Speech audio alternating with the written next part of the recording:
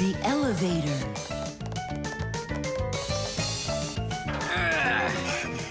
Papus, Masiya, we gotta hurry! How come? Tom Thomas is going to see the circus. And what? We want to go with him, can we? The answer's no. Just you kids without supervision. Who said no supervision? His parents are taking him there. We'll be careful, don't worry. They won't even notice us. Well, if Tom Thomas's parents will be there... Hooray! We can go! Wait a second. I didn't even say yes yet. Yeah. Simka and Nolik, where are you? We gotta hurry up. Tom Thomas, it's time to go. I'll be right there. We're ready. Climb into my hood. Ha! I know who's going to the circus today. Whoa! Huh? What just happened? I think that the elevator broke down. Don't you worry. Emergency operator. We got stuck in the elevator. Understood. Please wait. We'll have the elevator fixed within the hour. That long? That means we won't get to the circus on time. Tom Thomas, we'll go get Papus and Masiya. I'm sure they can fix it. People need elevators to help them get to the upper floors of tall buildings. When someone steps into an elevator and presses a button, the elevator's electrical engine starts up. It pulls the cable that is attached to the elevator cabin, and the elevator goes to the desired floor. The cable hangs over a wheel, and it usually has a heavy counterbalancing weight attached to the other end of it. This counterweight balances the elevator and helps the electric motor do its job.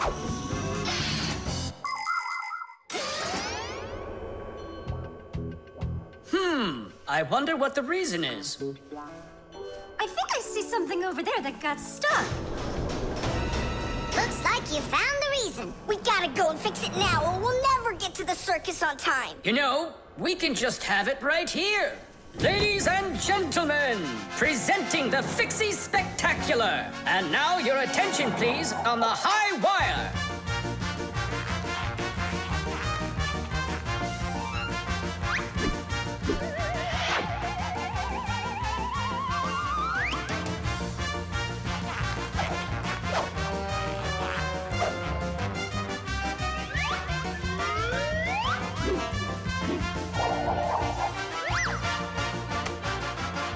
Whoa! Just don't look down. Then I'll close my eyes and I won't look anywhere at all. Ow! And now we bring you our very own aerial gymnasts.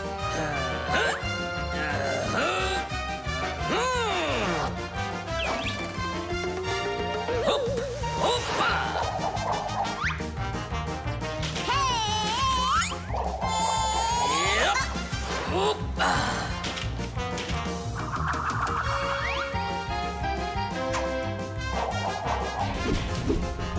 Tease! Oh, Tadish! Our next act, feats of strength. It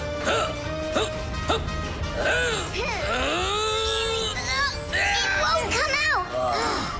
I know how to fix it. With a death-defying circus act. Point your eyes up. Masiya, where are you going? Up to the electric motor! Do you know the right way to behave yourself inside of an elevator? First of all, small children should never get into an elevator by themselves. They should only go in with their parents or other adults they know well. When getting onto an elevator, the adult should always enter first and then the child. When it's time to get out, it's the other way around. First the child leaves, and then the adult. If you are taking a dog onto an elevator, make sure its tail and leash are completely inside, so they don't get stuck in the door. And there's one more thing. If the elevator suddenly stops for some unknown reason, don't try to break out of it yourself. Press the button that calls the emergency operator and wait for help from the elevator repairmen. Or the Fixies.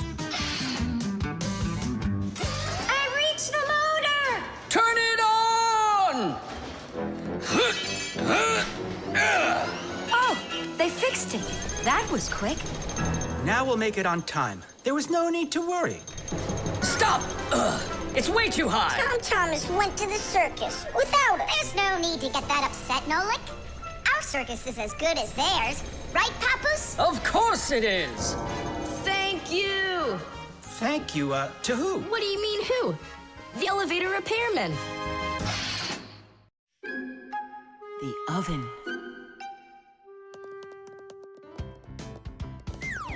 Now here he is, our death-defying acrobat.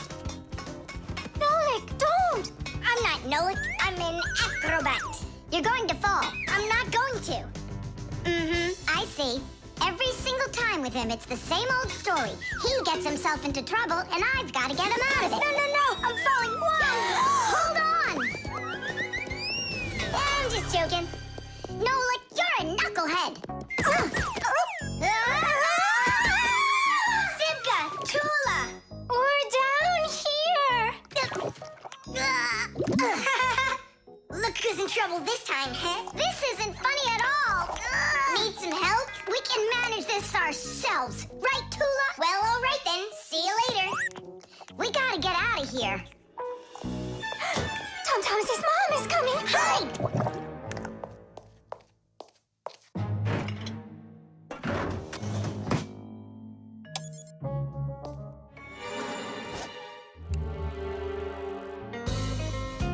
Hi, Tom Thomas. Hi, Nolik. Are you up for a ride? Because this train's leaving the station.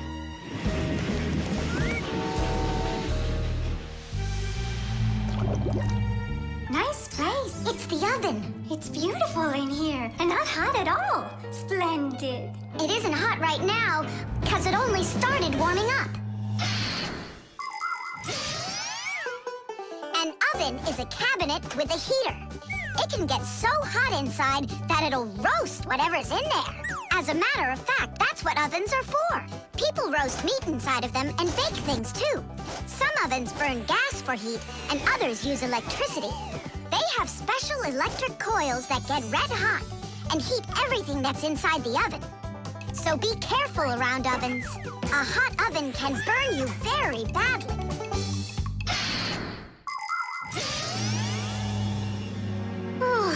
It really is getting so hot. We gotta get out of this oven right away! Simka, we're about to get roasted in here. Yeah, inside of a fresh-baked Fixie cake. I don't want to. You think I do?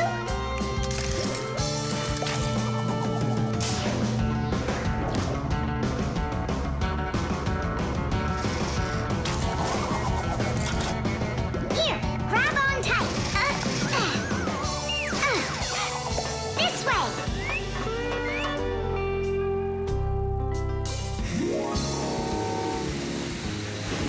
Be careful, you'll fall off. You're just like Simka. She told me the same thing, and then she was the one who fell. Right into the batter. Together with Tula. What? They both fell in the dough? Oh, yeah, and they're probably still stuck in there, too. Tom Thomas, the cake's fresh out of the oven. Do you want to try some? Where could they be, huh? I don't know. Maybe they're inside the cake. They could have turned into screws. We gotta find them. Hey, what are you doing? Eat. Stop playing. Hey, watch out. You could break your teeth. The first ovens in ancient homes were nothing more than simple fire pits where people cooked on hot coals. Later on, the stove was invented. Every house had a stove made out of stone, clay, or cast iron. People would burn wood or coal in them. These stoves produced enough heat to make soup or bake a cake. And then in the 19th century, the gas stove was invented. Gas stoves are much more practical than wood-burning stoves. 1 second and the gas is burning. A few more minutes and the water's boiling. They're very convenient, but they can also be dangerous because if the pipes aren't in good condition, there can be an explosion. Today, there are also stoves and ovens that run with electricity. They use electric heating elements for frying, boiling, or baking foods without fire at all.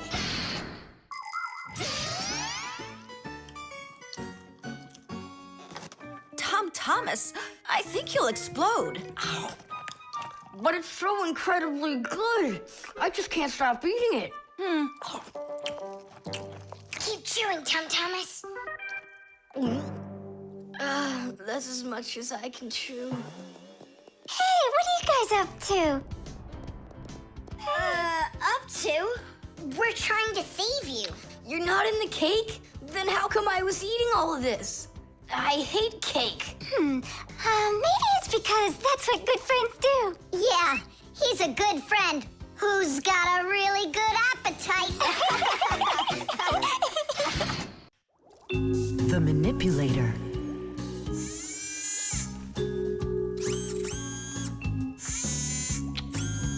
Well, what do you say, Professor? It couldn't be any more accurate. Our manipulator works just perfectly. Good! So that means that we're free to go. Great. See you later. All right, finally. Now it's our turn to experiment with that manipulator. And do you know how to operate this manipulator? Why do you think we were spying? A manipulator is a kind of mechanical arm that people use for difficult or dangerous work. To control a manipulator, humans use a remote control or a joystick. The operator gives the command, and the mechanical arm grabs and moves the load. Some robotic manipulators don't even need to be steered by an operator. They're controlled by computers and can work without people being there at all, even on the moon.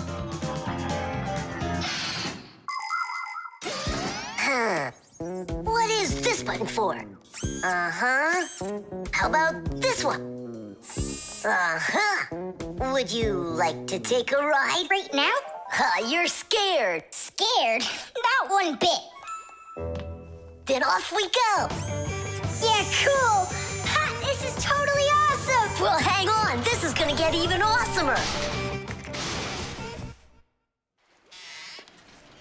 Professor?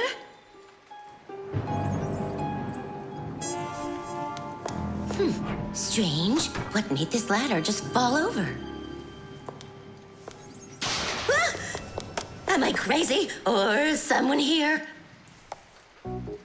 Oh, calm down. Calm down now. Poor Elisa. Yeah, you're completely overworked. Whoa! Ah! Who's here? Achoo!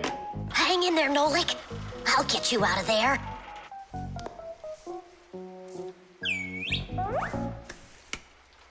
My compact's gone.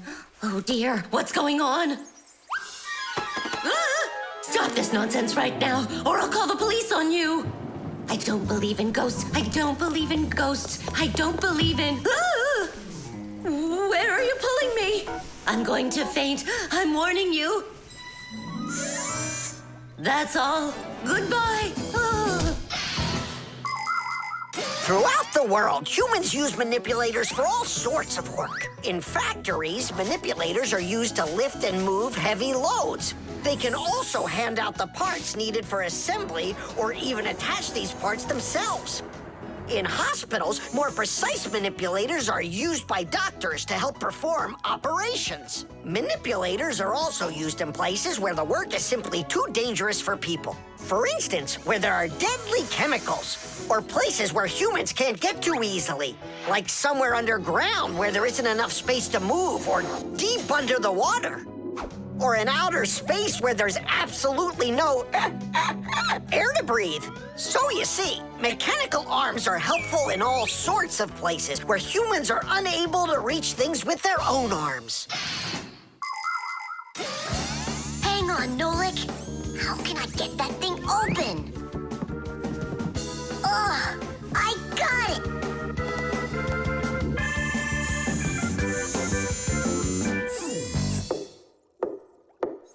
Yes? Who's there? Ah! What's going on?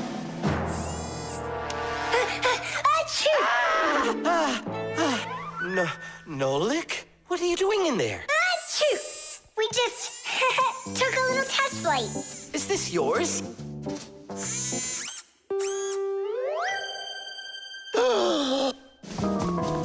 Elisa! Elisa! Professor, you genius. I was attacked by a crazy arm. The manipulator. It's your imagination. Look, it's come back. Stop, I'm telling you. Professor Eugenius, it heard what you just said. Calm down, it's okay. It was a little malfunction, but I took care of it. You are just astounding. And don't think that I'm through with you. With me? With you? No, with the manipulator. Let's go, Elisa. Yeah, let's go, Professor. Great job, Fire. And why fire? Achoo!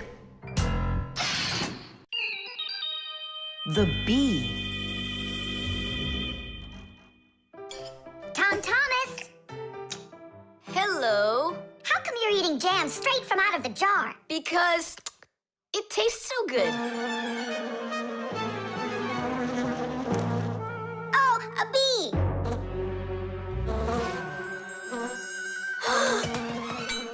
Shoo! Get out of here! Leave it alone! It's just a plain old bee!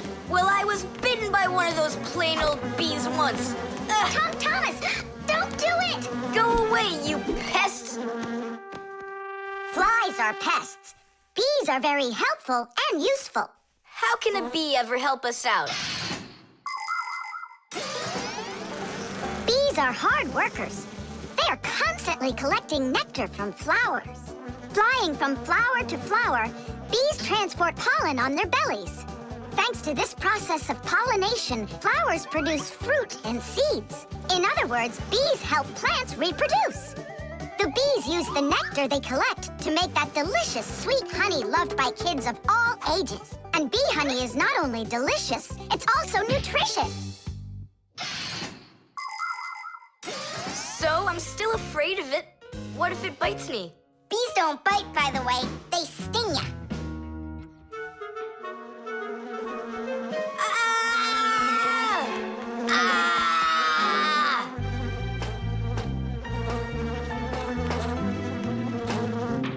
Well, now I'm gonna show ya. Don't! The bee's the one who should be afraid. You tyrant. Yeah, you let it go, tyrant. Why are you calling me names? Who's stopping her? She can fly away if she wants. We need to show her the way out. Well, how? Here, little bee. Fly this way. Why don't you try going? Then what can I say?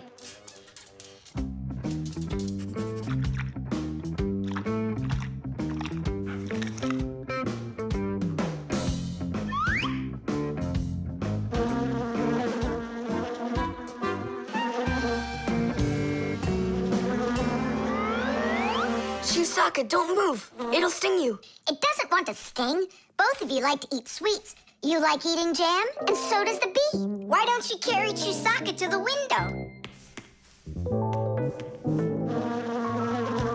Go on, fly. No, that's not gonna work. You need to go and get more jam. Here, little bee. Yum, yum. Go on and fly. You're free. Let her eat first. Don't be greedy. I'm not being greedy. If she eats, she can make honey out of your jam. Long ago, people could only collect honey by destroying the nests of wild bees. And that went on until someone came up with the idea of taming those insects. They started by leaving enough honey for the bees to survive through the winter. People took care of bees in these hollows until they learned to build small houses for them called beehives. And a town made of these bee houses is called an apiary. Bees live and work together in the beehives making honey, while beekeepers take care of the bees and collect the honey. Bees are real team players. They tell each other where the best flowers grow. Do you know how they do it? One of the bees does a dance, and then the rest of the bees watch the dance and learn where they need to fly. You poor thing. Tom Thomas tired you out. I told you there's nothing to be afraid of. You see? She's just so nice and kind. I'm not afraid of her. She wouldn't let me eat my jam, that's all. Well, now it's time for you to fly away. Whoa! She's playing rough here. I want to try. and Nolik. You're too little. You'll have to grow to do this job. Whoa, whoa, whoa. Calm down now. Now let's fly. Hey, Simka, the window's back there. I can see that without you. So how can I get you to turn around? Cool. Hooray! She's listening to me. Phew! Woohoo! Don't miss the window. Now! So long, honeybee! Tidish! Tom Thomas, do you have any more of that jam left? Yeah. What for? Bring it here. We'll get more bees to fly in. How come? What do you mean, how come? Because it's my turn for a bee ride. The video call.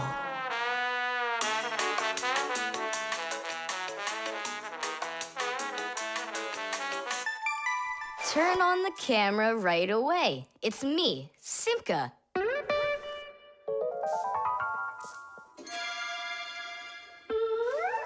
Just as I expected. Nolik, why aren't you in school? School? It started? No, but you'll be late if you don't hurry. I'm on my way. Simka, is that really your Fixie school? Well, actually, it's the laboratory where Professor Eugenius works at. He lets us have our school here. Who's that, Simka? Look. Is that the professor? Where? Oh, come on, Tom Thomas. That's the manipulator. Who? Not who, what? It's a mechanical arm. For real?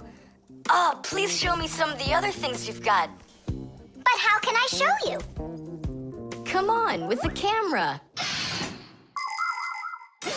Computers and tablets are able to connect with one another through the internet. That's why you can talk to another person on your computer like you're talking on the phone. And if the computer has a video camera, then it's possible to send not only sound through the internet, but video as well. That's why it's called a video call. With video calls, it's possible to talk to your friends, to see them, and to show them all the things you can see yourself. All right, take a look. Over here we have chemistry equipment. And over here, hey, Tom Thomas, it's good to see you. Wow, you flew there so fast. Nolik, get out of the way.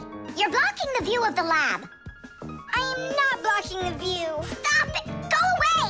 You, go away! Tom Thomas, what are you watching? Is it time to turn into screws? Too late. He already spotted us. It's just a cartoon about these funny little guys. Can I watch with you? Nah, it's boring, Dad, and I've already seen it. Next, that blue guy, he starts jumping. Watch. Now what? I say run. Start jumping. Make it cartoony. Now that red-headed character will sing. Watch. La la la la la la la la la la. Then she starts dancing. La la la la la la la la. These guys really are funny. And here are the super fast moves. That was funny. I gotta get going. That's all. You can rest. My dad went out. I'll get you, Tom Thomas. What are you doing over there, huh? Watching a movie. But why on my computer? Sorry, Professor. Yeah, will you forgive us? So how is it any good? Uh-huh. It's a super funny one. Really? Yeah. You see that boy there? He's gonna start waving his arms around like a maniac. He also crows like a chicken. Cock-a-doodle-doo! And now the boy's gonna go in and chew paper.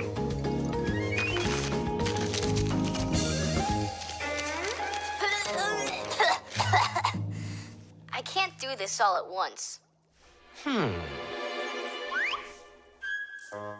A movie. That's what we're watching here, right?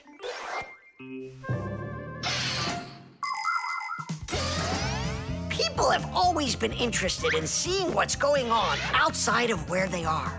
And with the invention of video transmission, it's now possible to see what's going on almost anywhere.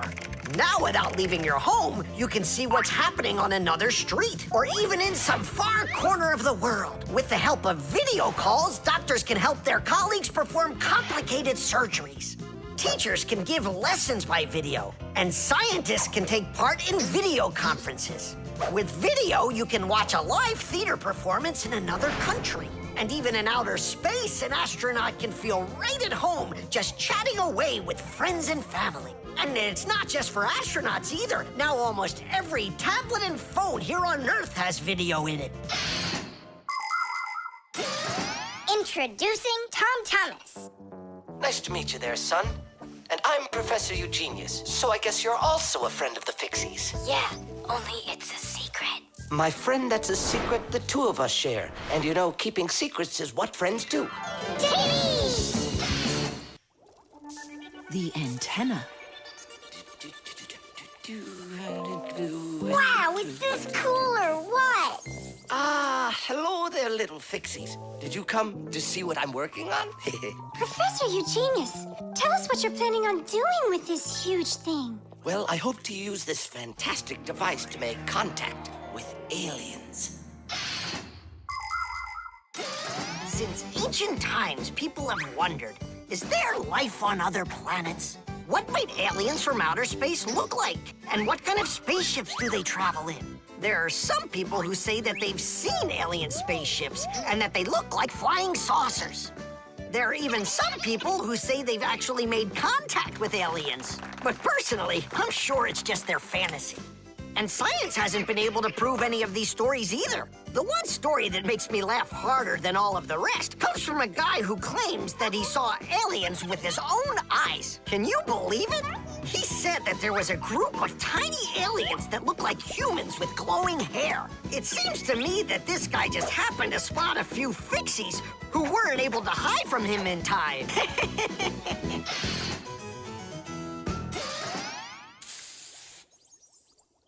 It's ready.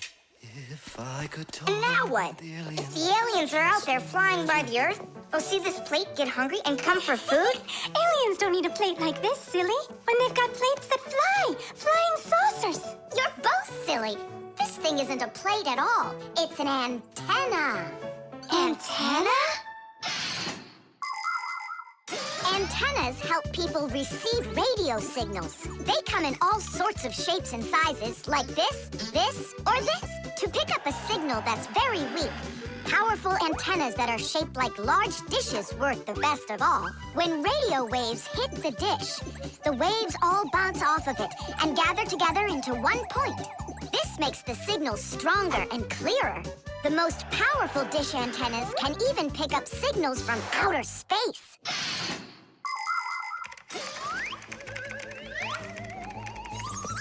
Nolik, stop!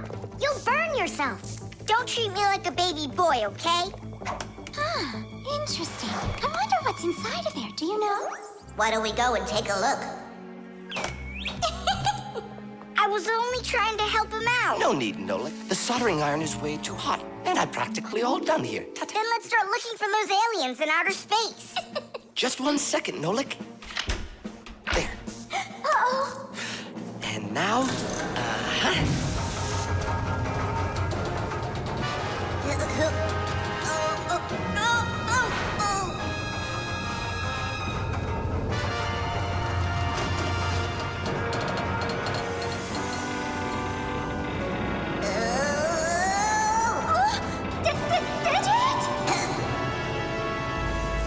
here we go. Nolik, Simka, let's see if we can pick up signals from outer space. What do you think? Is it night right now, where the aliens live? What if they're sleeping? Quit bothering the professor with your nonsense. Let us out right now. Can't you hear us? Please let us out! I'm afraid there's no way they can hear us from this far away. I can't hear any signals. It just sounds like static. Be patient, you guys, and keep listening. Digit, we all know how clever you are. Can't you think of a way out of here? I think I got it, Tula. You stay there. I'll use a special code I know to send a signal that we're in trouble. Wait a second. Do you hear that? Could it be a signal from the alien? Hooray! This is sensational. It means that somewhere in the cosmos are intelligent forms of life. 3 dots, 3 dashes, 3 dots. Ooh, it's Morse code. It's a signal for help that they're sending. You don't think the aliens are in trouble, do you? Yeah, I think so. And who do you think they learned Morse code from out there? Yeah, that's strange. There are hardly any Fixies that know that code. Digit does. Ah, and where is he, you know? And where's Tula? Well, I think I know exactly with which aliens we made contact. I think I know it too, Professor. Lower the antenna.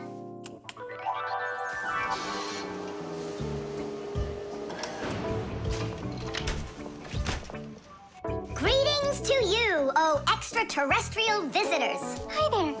It's good to be back. What a shame. I was really hoping that we'd find intelligent life forms out there. It's all right. At least we found 2 unintelligent ones. The fire extinguisher. So, who can tell me, in the home, what is the greatest danger of them all? Chuzaka. Well, dogs are dangerous for us, but what is very scary for us and for humans? Fire! Huh? Where? I was just answering what you asked us. Although your joke was awful, Fire, your answer was actually correct. Nothing can be worse than getting caught inside a house on fire. Don't know much about chemistry, but I can handle circuitry. That's an interesting idea. I have to try it out. And that's why every Pac-a-mat has a fire extinguisher inside of it. And how do you turn them on? Well, I'll show you at the end of the lesson. Nolik, listen, yell fire. How come? I just want to find out how the professor turns on a fire extinguisher. Forget it, Fire. I won't do it for you. Fire! Huh?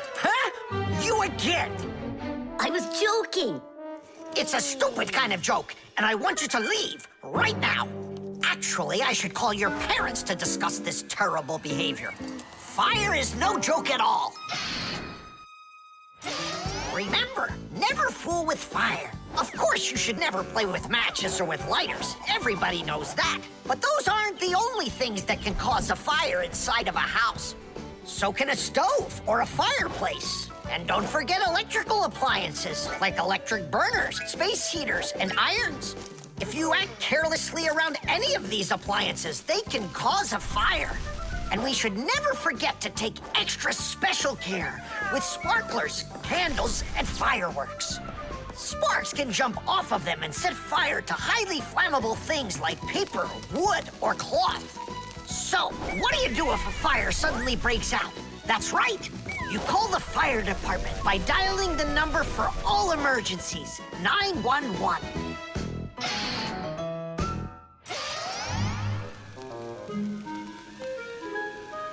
Huh? What's going on? No way. No way! Fire? It's burning for real! Fire! What do I do? Oh yeah! I need a fire extinguisher!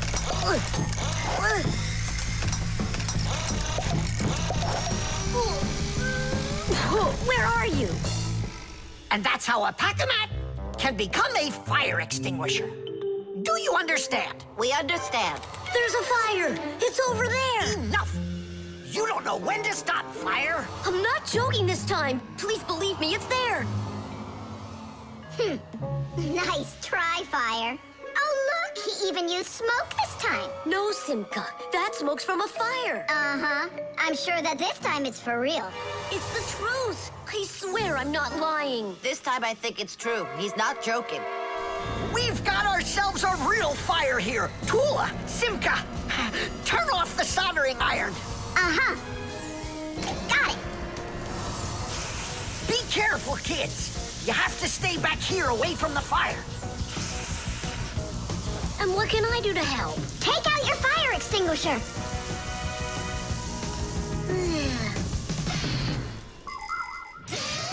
Long ago, people used to put out fires with just water or sand. Today, people also use fire extinguishers. Fire extinguishers are cylinders with hoses. They're usually painted red, so they're easy to see. The cylinder is filled up with a special powder, or foam. If someone needs to put out a fire, they point the hose at the fire, pull out the safety pin, and squeeze the handle. The foam or powder shoots out of the extinguisher and puts out the fire. Our fire extinguishers are just too small for this fire. We have to find Professor Eugenius to put it out. I already did. All right, where's the fire? Ah. Ooh. Hooray! We put out the fire! You Fixies are just the greatest. Thank you. You saved the whole laboratory. Not at all, colleague. If not for you Fixies, I can't even fathom how this could have ended. And what I'm wondering is how the fire got started at all. Fire? I had nothing to do with that. Yeah, sure. Then who was yelling, fire, fire? You know what? Maybe it was you that set the fire. Well, if that's what happened, don't even think about coming back to school without your parents. Colleague, wait. It's all my fault. I didn't turn off the soldering iron. Forgive me. Now we know whose parents the school should be calling. The instructions.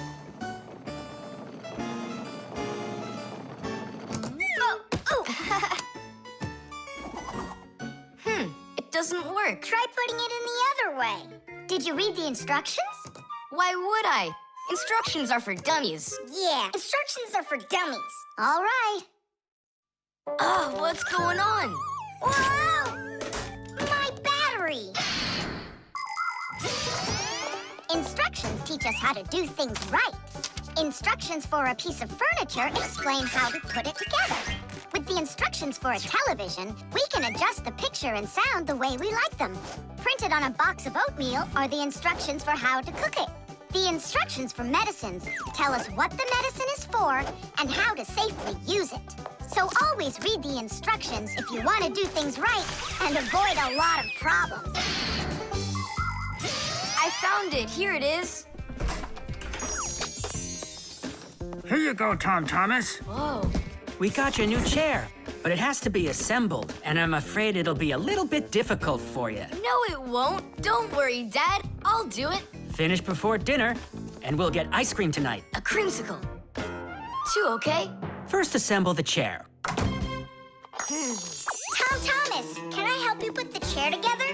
Come on. Hey, first you two need to read the instructions. Simka, stop being such a bore. What, like I haven't seen a chair? Or like I haven't seen a chair?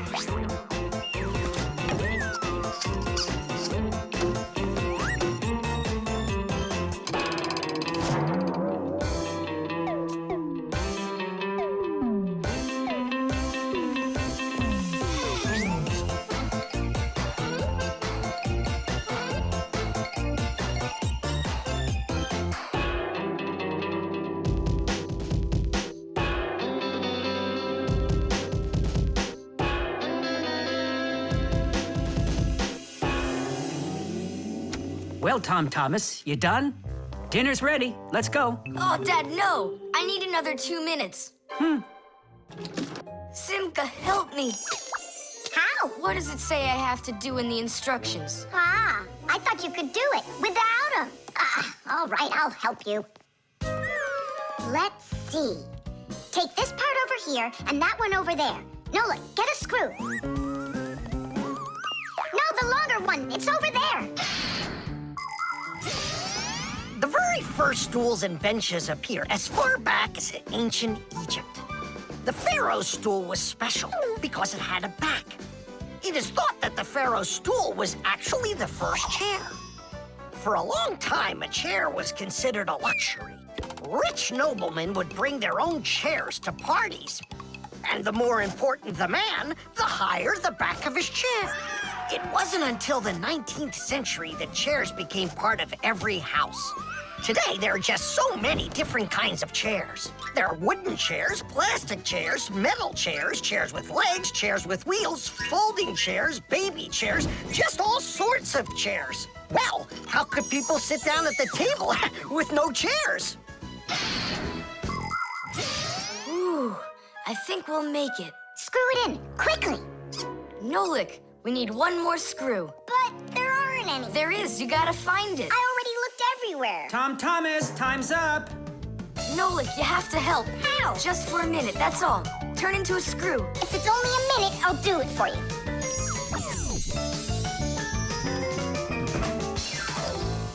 I'm done. You built it. Huh. Great job, son. Mom, see how I won the bet. Can you believe it? He put the chair together. You're so brilliant. Go on, have a seat. Oh! Whew. Now I see. You missed a screw. But I screwed it in. It must have, what? Must have what? Look, here it is. Now this screw's not going anywhere. And that ice cream you won? Well, you just lost it. Well then, Mr. Chair Builder, time for dinner? Yeah, in a sec. Where is that Nolik? He ran away. What a traitor. No, he's not. He promised you he'd become a screw for just a minute. And the minute was up. Well, where is he then? Over there. He's studying the instructions for the clock. Hey, Thomas, it says that we put the wrong kind of battery into the clock. We should have used that kind. You see, Thomas? If you don't want to be a dummy, instructions are for you.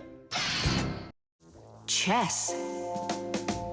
How about that? Then I'll play my pawn. And I'll play my pawn. Grandpa's, we need our spool, and it's missing. Oh, congratulations. Professor, have you seen it anywhere? The spool? I haven't seen it. We're playing chess, can't you see? Do you like board games? Like dominoes, for instance. Just about everybody has played it. But do you know where it came from? Dominoes was invented by the ancient Chinese. They made tiles and decorated them with dots like on a pair of dice. And this is a game that looks a lot like checkers, but it's a lot more challenging. It's called backgammon. Backgammon originated in Persia, and from there it spread all over the world. But the most challenging game of them all is the game of chess. Chess was invented in India, and today the game of chess is loved in every country. It's played by adults, by children, and even by computers. Chess is a real sport. But the most important thing for playing chess is not the power in your arms, but the power in your brain. Hey, look, I found it! Yeah! Hey, what's going on? That's our spool. Please let us take it back. There's something we have to do with it.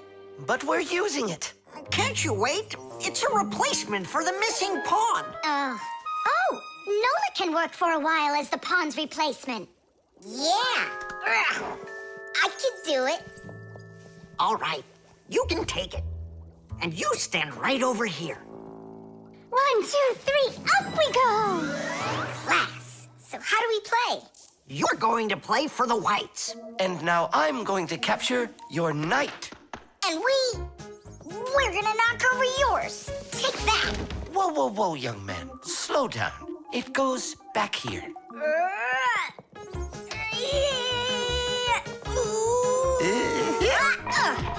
Nolik, get back to your square. What for? Pawns don't move like that. Then how do they move? Only one square per move and only forward. Of all of the pieces, the little pawn is the weakest. What a mess. So which one's strongest, huh? This, it's the queen. She's the most dangerous threat to the other king. Aw, how come I couldn't be queen? Then that black king would have to deal with me. Oh, yes. In chess, each player has a black or white army with 8 pawns, 2 knights, 2 bishops, 2 castles, and a queen. All of them work together for their king, trying to protect him while attacking the enemy's king. If the king finds himself in a position where he can be captured, the attacking player says check. And if the king finds himself with nowhere to run from the attack, it's called checkmate. Whoever checkmates the other player's king first is the winner.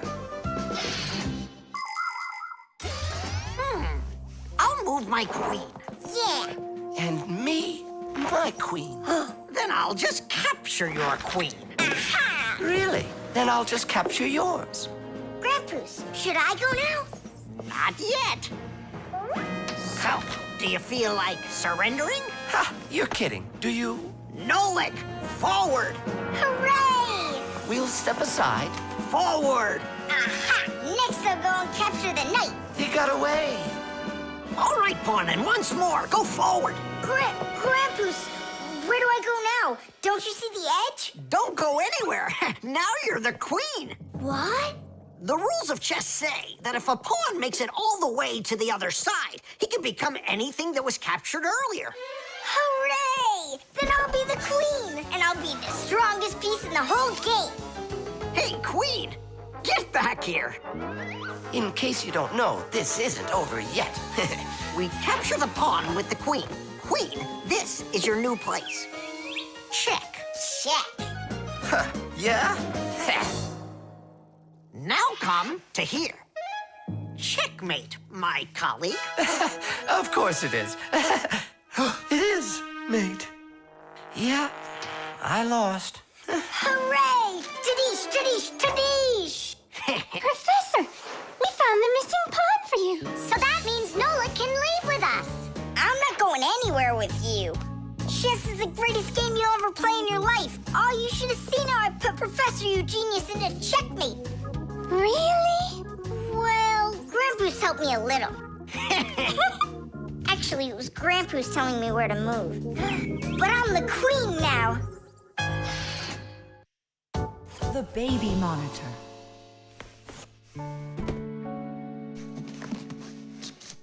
Oh, it's my old baby monitor. On. Check, check. Checking. 1, 2, 3. Checking. It's working. Why don't we give it to the Johnsons? They just had a baby the other day. This is mine. And I'm planning on using it. Aren't you a little too big for it? No, I'm not big at all. Well, I didn't realize that you're still a little boy. And a greedy one at that. They're never gonna notice this. Hey, Fixies, are you here? We're here now. Why did you call us? I gotta show you how I turned into a mind reader. I find that just a little hard to believe. Okay, then I'll show you. I'll leave you alone, and then you'll hide this button wherever you want. Then I'll come back and find it. You got it. So where's a good hiding place? Well, we gotta think of one. Right here, under the keyboard. Great! Go on, Nolik. Come on in. We're ready for you. And now, I'm going to read your thoughts. Here I go. You hit the button here. Look! Ta-da! He really does read minds. Oh, that was a lucky guess. Bet you can't do it again. Well, I bet you I can. We're gonna have to be sneakier. Verda, she's the most beautiful girl in our class. She knows it, too, and doesn't hesitate to use it. She can even be a bit sneaky, like when she needs help with her homework. Then Digit suddenly becomes her best friend. But if she doesn't want to carry her pack-a-mat, she'll say, "Fire, please help me. You're just such a strong Fixie." But all us boys like her just the same.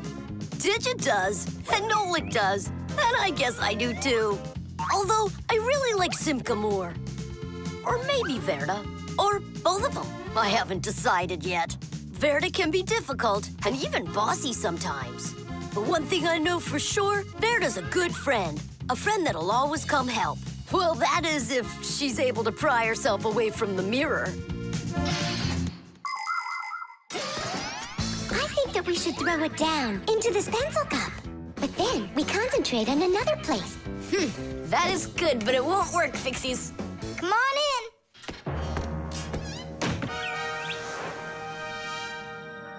Uh-huh. Aha! It's in here. Tadish? Simka, were you thinking about the cup? No, I swear. And my mind was blank. Then who did, huh? Uh-huh. Tom Thomas, what do you say we go again? As many times as you want. I know how he's been doing all of this. It's a baby monitor. That's how we can hear what we're saying. I don't get it. A baby monitor helps parents watch over their babies. The system has 2 units that look like wireless telephones. The parents keep one of the units by their side and put the other one in the room where the baby is sleeping. If the baby suddenly wakes up and starts crying, the unit in the baby's room will pick up the sound and send it by radio waves to the parents' unit. Mom or Dad will hear the crying and go and comfort their child. And so he's listening to us now. This time I know what we should do. We'll hide it under the globe. Ooh. Go on. Uh-huh. Aha! Huh? Where is it? If you read our minds, you'd find your button under the baby monitor. You tricked me. That's really not nice. And spying on us is nice, you think? I'm sorry, I just thought it'd be fun. Well, anyhow, Tom Thomas, you're too old for this thing. Unless, of course, you still need it. I'm not a baby. I was just, checking it. I'll go and give it to Mom. Mom, I'm not greedy. About what? Let's give this monitor to the Johnsons, and this car is for their baby boy. I don't think that baby's big enough yet for your car. So what? Soon he's gonna get bigger and become a big boy, right? Like me. Knots.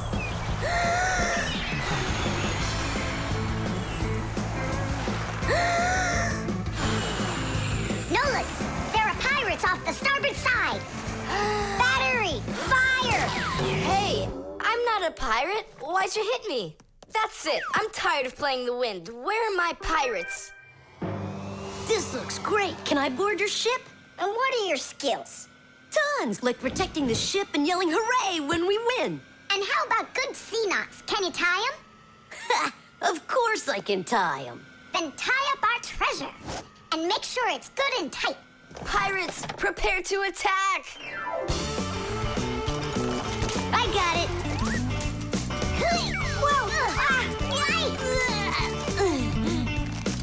That's done. Good enough. Hooray! It's good and tight. Now can you survive a storm? Without a doubt.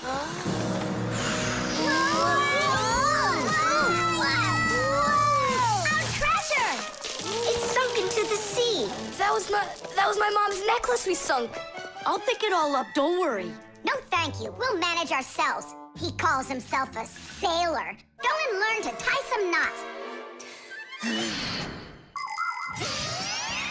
Try tying 2 ropes into a knot. You think it's easy? A badly tied knot will untie itself before you know it. Here's one way to tie it right. First, cross over the 2 ends like this. Now, to finish the knot, you've got to cross them over again. But not this way. It's got to be in the opposite direction. When it's done, it looks like one loop inside another. This kind of knot is called a square knot. And it won't untie as long as you tie it right. And that's just one of the many kinds of knots a sailor has to learn.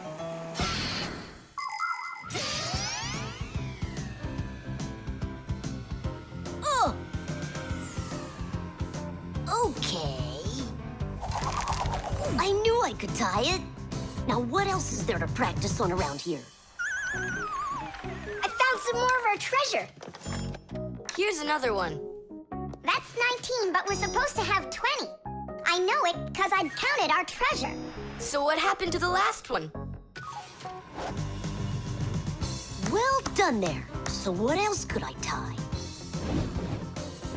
Perfect. I even remember what it looks like. It's a different color. It's a bright red one. Oh, Mom's gonna notice right away that the red one's gone. I gotta go find it. Yeah, I think it's on the floor. Who tied my laces together? I was just practicing, sorry. And what else did you tie up to practice your knots? Not sure you want to know. You're funny. Let's go untie him.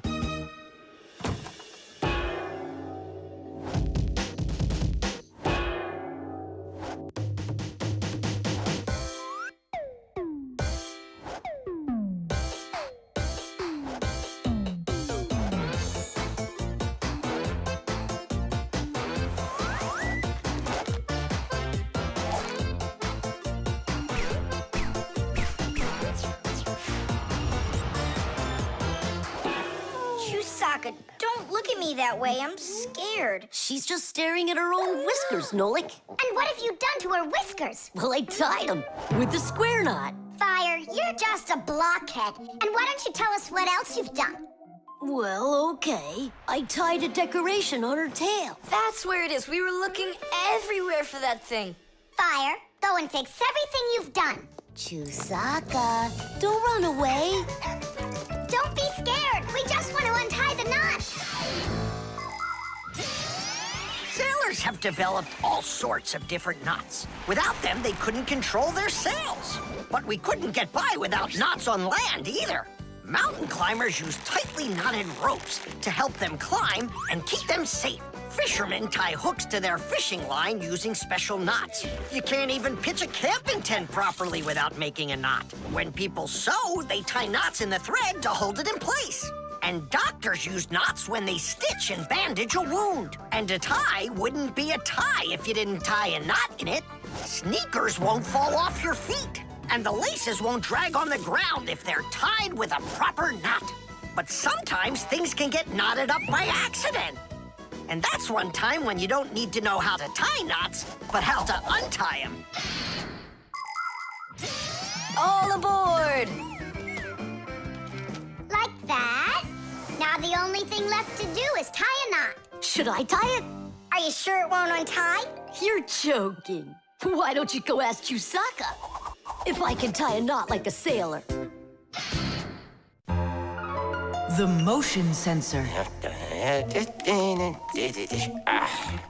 This part has to be replaced with one that's new. I've got an idea. How about we run to the warehouse and get it? Because you don't have time to go there. And that way you can keep on working. All right, then. Only remember the code for the part.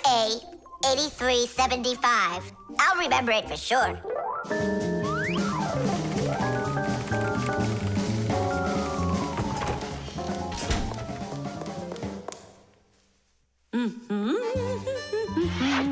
Why is Lisa always there at the wrong time? Do we have to wait till she goes away? What for? We'll sneak out behind her. Did you find the part? It's here. Are we ready? Yeah, we're ready. Let's do it.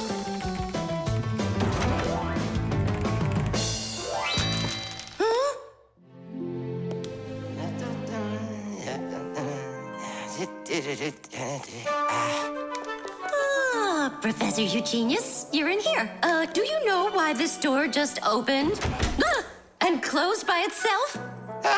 Of course I know, Elisa. It's because I converted it into an automatic one. You see, I installed a motion sensor above it. A motion sensor is like an electronic eye that watches everything that moves in front of it. Did you ever wonder how doors open by themselves at places like stores or at the airport? They open with the help of motion sensors. If the sensor sees that someone walks up to the door, it sends a signal to the door's electric motor. The electric motor opens the door and then automatically closes it after the person walks through it.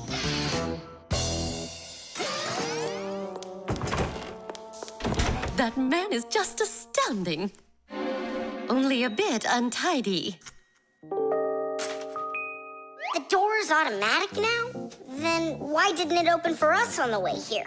Because we're too little for that motion sensor. But the part's bigger than we are. Big enough for the sensor to see it. Then how do we get in there? We can fool that thing if we stay close by the wall. Now let's keep this as close to the wall as we can.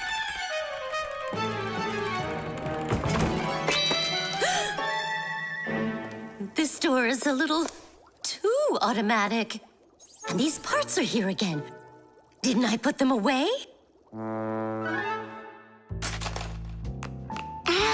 The sensor still noticed us. Here's what we gotta do. Let's break it. Why do we gotta break it? All we have to do is deactivate the unit. Sensors are used to help people in all sorts of different situations. For instance, motion sensors notice when someone is moving so they can automatically open a door or turn on a light. Some automobiles are equipped with rain sensors. If it starts raining or snowing, the sensor automatically turns on the car's windshield wipers. There are also sensors that react to how much light there is. In the evening, when it gets dark, light sensors can be used to turn on street lamps. And in the morning, when it gets light again, the sensor switches them off. A smoke detector can sense when there's smoke inside. The sensor can be used to turn on a fire alarm or even an automatic fire extinguishing system.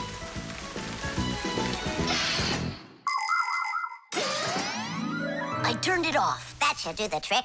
Great job. Let's go. Titties! Professor Eugenius, mission accomplished. Well done, Fixies. Actually, not that well. This part here is A7583. Uh-huh. And I asked for A8375. Digit, didn't you say you knew the code number? I did know it, but somehow forgot it. Digit, I can't believe that you forgot it. All right, we'll just have to go out one more time. Thanks, but no thanks. I'll get it this time. I forgot to warn the professor that we've turned off the sensor. And I'm afraid he's expecting that the door will automatically open up. Professor! Stop!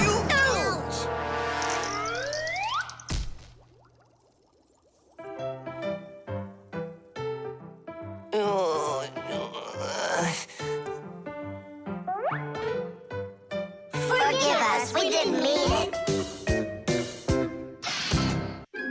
The Eco Tester. Are you ready to see my new invention? I just can't wait to show you what it does. Whoa, what is it? An Eco Tester. And what is it for? This device lets you check vegetables or fruit, so you'll know if they're safe to eat.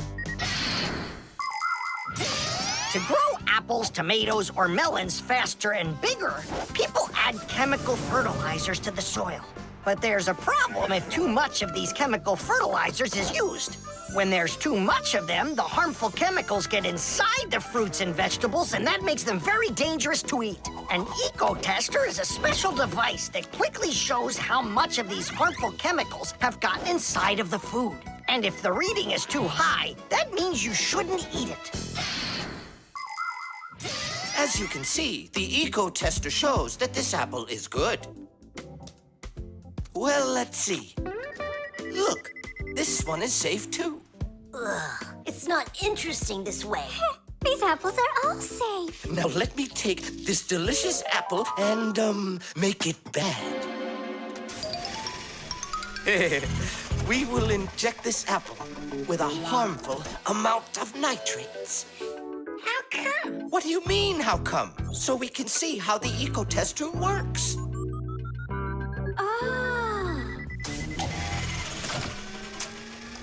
Whoa! Aha!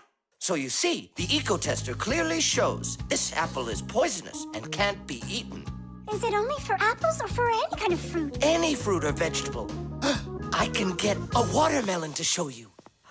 Could it really be true that watermelons can have nitrates too? Of course they can have nitrates. Humans often act without any concern for nature. The waste from factories, airplanes, cars, and cities causes tremendous damage to nature. Species of plants and animals disappear. Air, water, and soil become polluted. And many other kinds of ecological problems appear. And humans shouldn't think that ecological problems are just nature's problems. Because when humans harm nature, they are also harming themselves. People breathe in the dirty air, drink polluted water, and eat food grown in soil contaminated with chemicals. If humans don't want to drink milk filled with poisons, and they want to eat ecologically clean fruits and veggies, then they must learn to treat nature as their friend. Hey, why don't we test these apples ourselves? Nolik, help me out.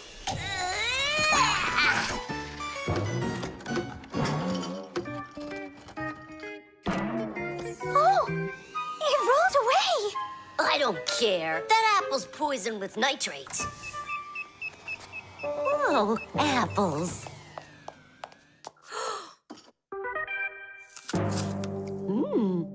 Elisa, don't eat that! Lisa, stop! Please sit down. What? You bit into it? Yes, and what? Oh no, it's poisoned! What? Do you have trouble talking? Oh, yeah. You feel faint? Oh, I'm fainting. Elisa, hang in there. What? There's no poison in that apple she ate. Oh, my assistant. Oh no, I've poisoned her. Oh, Lisa, please. There was no poison in that apple. Oh no, he didn't hear us. What should I do? I know how to make him hear. Hello? It's an emergency. It's a case of poisoning. Not me. I poisoned someone. Yes, with an apple. Poison. Oh. Professor, this apple has no poison in it. The bad one rolled away onto the floor. Did it really? This is just fantastic news. Can you see me, Elisa? I can't see anything. How's that? I see you. I can see you. I can see again. I have great news. There's no poison at all in this apple. Are you sure? It's perfectly fine. Here, take a look. The eco-tester shows that there are no harmful chemicals inside. It's wonderful news. This is one excellent apple. And nutritious. This appliance of yours is simply wonderful. Now she'll say he's a genius. Professor, you are a genius. Thank you for saving my life. Oh, it was nothing.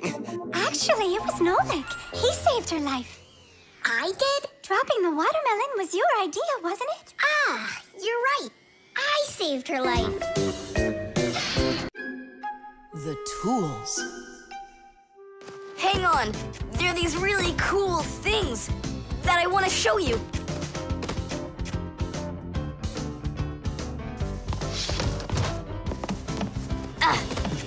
Whoa! Whoa, look how many things you got all at once. Your dad's gonna be so angry when he sees what you did with all of his tools. I'm gonna put them all right back where they were. And where were they? Open the box and you'll see. It's neat. There's a special place in there for each one of the tools. Try hammering in a nail or drilling a hole with your bare hands. Uh-huh, there's no way. But with the help of the proper tools, it's a piece of cake. But of course, that's only if you know how to use them. Tools need proper care. If the head of a hammer is loose or a drill is dull, then you shouldn't work with them. It's dangerous. And when you're done working, put the tools back in their places, or you'll be tearing your house apart trying to find them the next time you need them. Huh. The pincers go here, and the wrench goes over there. This drill bit's too long for this spot. Let's see if it fits in this one. Huh. Any idea what this tool is for? For splitting wood or carving stone, that chisels what you want to own. Wow, Simka, you're a real poet. Now try to answer this little poem. When you have a thing to measure, this round tool is quite a treasure. This tool, right? I know what it's called. It's a measuring tape. Let me measure you, Nolik. Wow, you've grown. You've almost reached 1 centimeter. Class! I also have a rhyming riddle for you. What bangs a nail into the wall to make sure pictures never fall? A hammer! I was first, and the hammer goes right here. And now I have one for you to guess. If you need to screw in screws, here's the tool that you should use. A screwdriver! I was first, again. You got it right. All right, Tom Thomas, we'd better hurry. We still have a lot of tools here to get sorted out. You Humans, just like Fixies, use hundreds of different tools to do their work. Picking the right one depends on the task at hand. For instance, if you need to hammer in a nail, use a hammer. But you don't use a hammer for a screw. For that, there's a special tool called a screwdriver. A wrench is the tool for tightening nuts and bolts.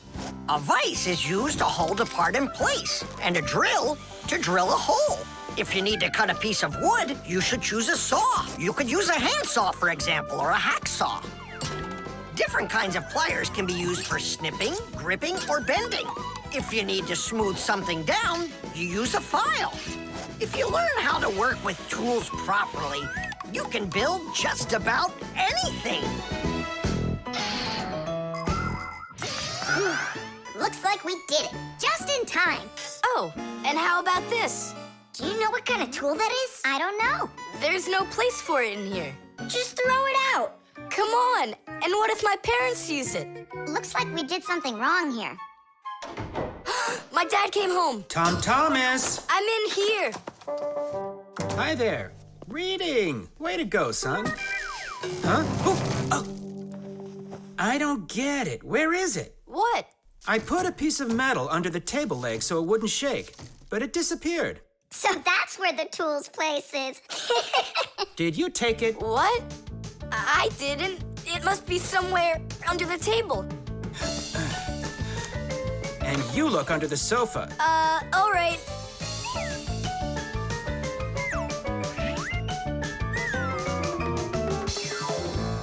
What do you think he wants? He wants us to get that metal thing out of his dad's box. Come on, let's go. You got it.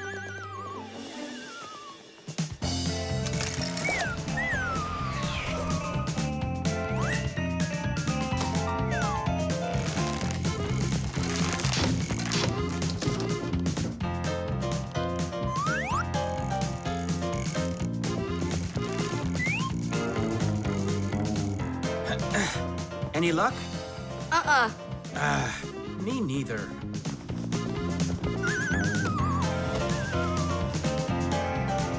I found it, Dad. It was under the table, just like I told you. Huh. You were right. It's strange. How could I have missed it? Maybe you're just, tired from working too much. Maybe. Tadish. What? It's a new word, Tadish. Tadish. I do like the sound of it. The laboratory.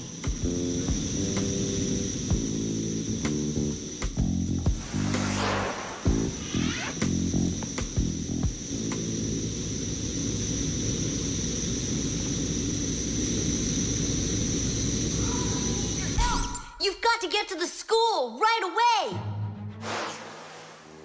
What did he say? That we've got to get to the school. How come? Did you hear why? I didn't, did you? I wonder if Simka didn't go to school today. Or if Nolik got into some kind of mischief. Oh, I'm worried this is something serious. La la la la la la. And that's 5, 6. I like this hairstyle. 7, 8. Hi there. Hello, Verda. Where's Grampus? I'm not positive, but go and look in the chemistry area over there. Over in chemistry? Tell us, was Nolik doing anything wrong today? Nolik? He's always fooling around. Right. So we're not here for anything Nolik did. Maybe something awful happened to him. Like what? Well, how about anything? This isn't just a school for Fixies. This is a laboratory. The laboratory where Professor Eugenius works is always humming. In the mechanical zone, Professor Eugenius tests all sorts of different devices to see how well they are made. In the chemistry zone, he conducts experiments on the quality and safety of food. In the electrical zone, he repairs electrical devices and checks their safety. Unfortunately, the professor can be absent-minded, and that can cause things in his laboratory to bubble, spark, or even explode.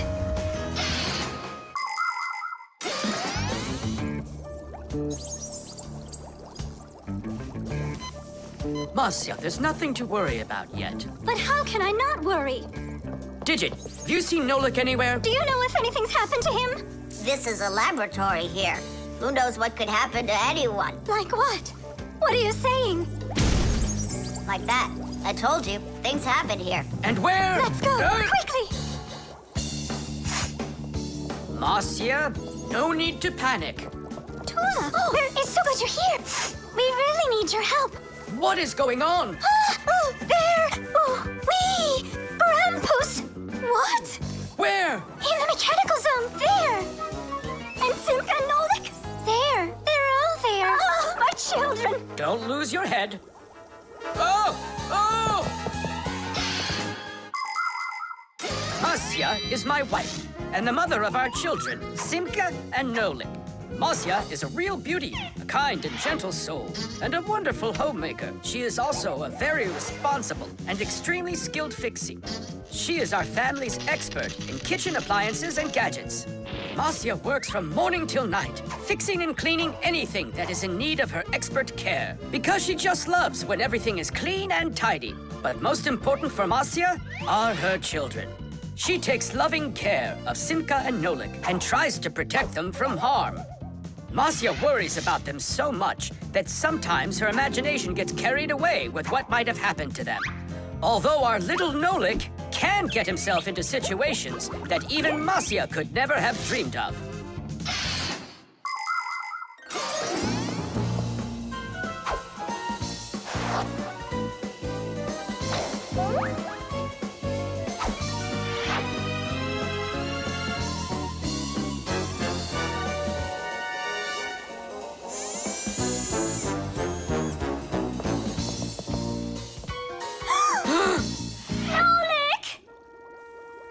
Tight! We'll save you! Hey! You're alive! What's going on? I don't need to be saved from anything. So it's Simka we need to save, not you? I don't need saving either. I'm fine. And what are you so worried about? Everyone's alive. Then why did you make us come here? I need you to help with a little accident we had. Nolik, was this your fault? Oh, no, it's not Nolik's fault. Quite the opposite. He was trying to help me fix it. Papus, we need you to help us with one of the pieces that we couldn't get back in place. This one?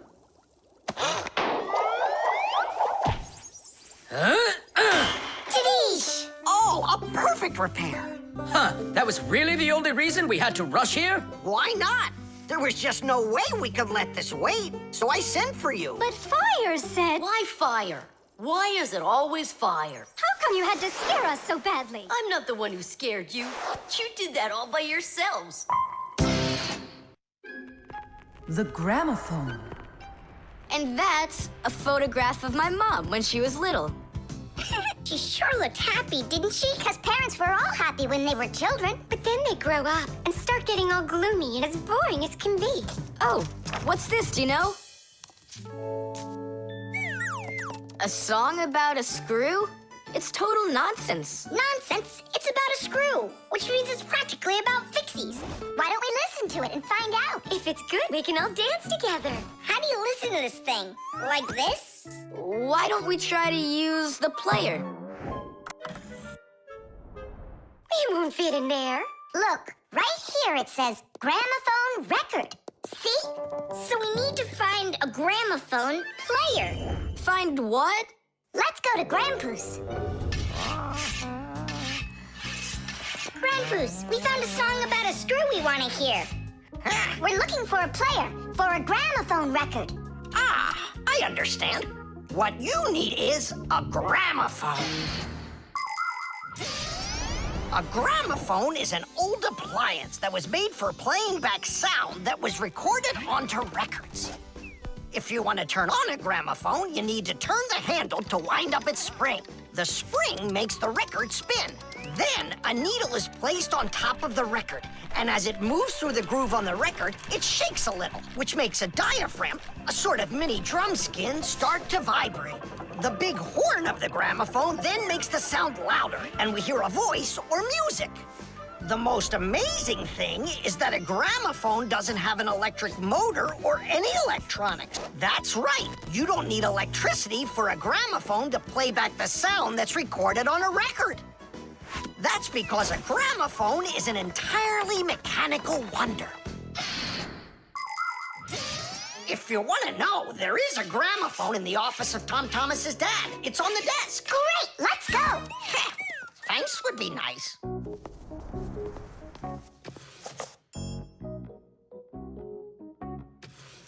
I can't find the on button. There is no on button. You need to grab that handle and turn it. Now take that thing and put it down onto the record. It's not playing. Look, there's no needle in there. And where can we get one from? We can make it. Do you have any nails around here? Is this good? That'll be great. Verda, are you ready? Totally. Better cover your eyes.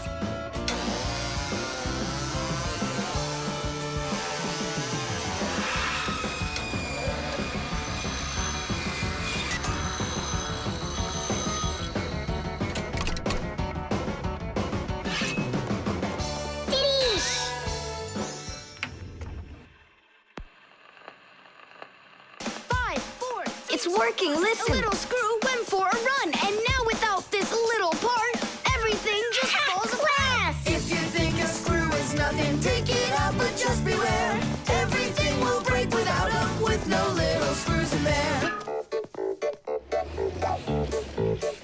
The bulldozer was a strong one, until there was a thud. And then the mighty giant fell straight into the mud. 5, 4, 3, 2, 1, a little screw went for a run, and now without this little part, everything just falls apart. If you think a screw is nothing, take it out, but just beware. Everything will break without them, with no little screws in there. If you think a screw is nothing, take it out, but just beware. Everything will break without them, with no little screws in there. Tom Thomas, what's that music playing? It's a gramophone record. Gramophone? I thought it was broken. We fixed this old... not we. I fixed this thing. Really? What a wonderful boy I've got. Other kids are breaking things, and you fixed them. What do you say we play that record once more? I used to love it so much when I was little. The mighty crane was working until there was a pop. And then the mighty giant gave out and lost its top. 5, 4, 3, 2, 1, a little screw went for a run. And now without this little part, everything just falls apart. If you think a screw is nothing, take it out, but just beware. Everything will break without them, with no little screws in there. If you think a screw is nothing, take it out, but just beware. Everything will break without them, with no little screws in there. Tom Thomas's mom really dances super. Yeah, she knows how to have a good time, even though she's a grown-up. If you think a screw is... The dog. It's about me. Fixies? It's Chusaka. It sounds like she's angry with us. I wish I knew what that mad dog was thinking about. I'm thinking about you. You better hide or people will see you. I'm leaving. See you later. It's going to rain. Chusaka, I have no time to play right now. I'm not playing. His feet are gonna get soaked. Tom Thomas, I'm off. Don't be late. Chusaka, that's enough. No, I need to go to school. He's got his math class today and he's leaving his math book. I'm trying to serve like a good dog, but no one understands me. Dogs have been serving people since ancient times, along with cows, horses, chickens, and other domestic animals. But of all of these animals, the dog was the very first. In the beginning, domesticated dogs looked like wolves. Over time, they started changing and were developed into dogs of many different breeds, from big shepherds to tiny chihuahuas. So a dog is not only a human's best friend, but his very first friend as well. What is that smell?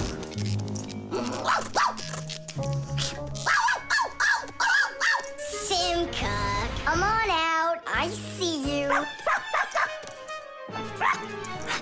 Nolik, jump down. Oh no, we're trapped in here. Alert! Something's burning over there. Why won't they listen? I think she's going to eat us. Together with the box!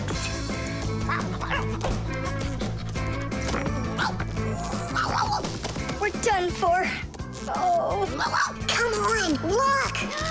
The outlet is sparking. Oh no, something must have broken in there. Are we going to fix it? Kids should never touch outlets, and you know it too. It's forbidden. Then how do we fix it? Go find Papus, and I'll stay here and wait for you. But where's Papus? I know where he is. I don't know what she's barking about, but I think Chusaka wants to help us. Then come on, Chusaka, help us.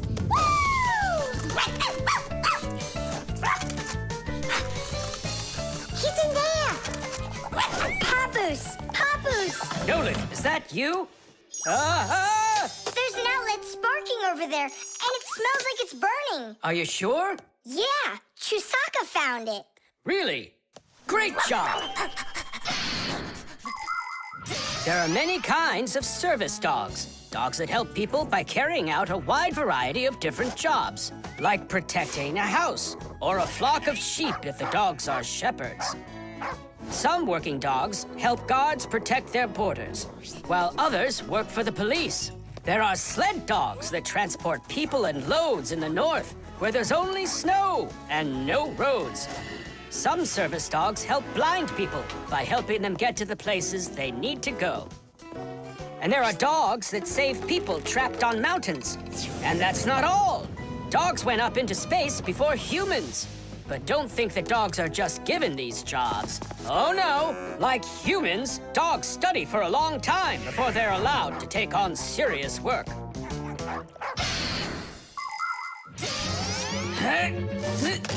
Ah, that's all. There won't be a fire. Not today. Hooray! Well done, Chusaka. You're a real service dog, no doubt about it. Yeah, I'm working. I'm a real service dog. Chusaka, go away. I've had enough of you already today. Don't say that, because this working dog just saved your house from burning down. What do you mean? She smelled smoke coming from the outlet. It could be that Chusaka means well and wants to do the right thing, but nobody understands her. That's a bit hard to believe. Then what's this book? Oh, my math book. That's where I left it. Remember how Chusaka wanted to make you take it to school this morning? You're right. Atta girl, Chusaka. Well done. What a rain. My feet got wet to the bone. But this morning, Chusaka tried to get you to wear a different pair of shoes. That's something. I should listen more closely to this smart little dog of ours. Finally, they understand me. The Fixie phone. Tom Thomas! Huh? Try to guess what we have with us. You guess what I have. A banana. A race car. No, not that. Chocolate. A pair of socks. Ha! Do you give up? My dad bought a new phone for himself and gave me his old one. He said I can keep it. Oh, wow! And what have you got? Look! Ah, you got a telephone too. It's better than that. This is a Fixie phone. Papu's got himself a new Fixie phone. And he gave this old one to Simka. And can you make calls on it? Take a guess. Come on, let me show him.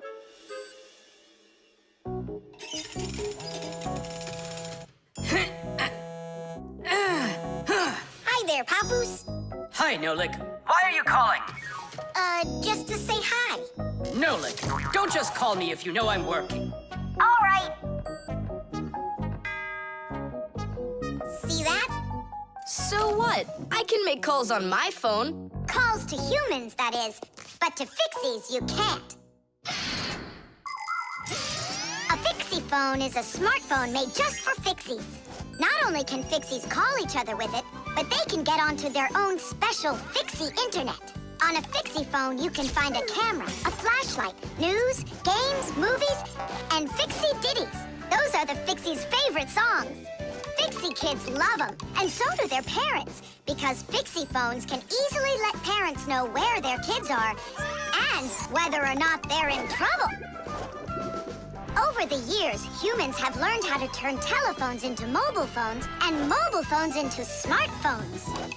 They use them to call each other and to go onto their internet. A smartphone is almost as powerful as a computer, but they still have a long way to go to be as good as Fixie phones. Yeah, that's really cool, guys. Only this phone does the same. But can your phone do this? Take a look over here. You mean here? It's just a mouse. And now, look here. Whoa! But he's not on there. But look, he's here. And that's not all. Watch. A mouse helps the user navigate around the computer. And when we move it... You get it? No one else can see the Fixie except for you. And he can help you. Super! Oh, it'd be great to have my own Fixie phone. What are you talking about? You're not a Fixie. What a shame. I'm off to school, guys. He gets so upset. He even forgot to take his phone. I have an idea.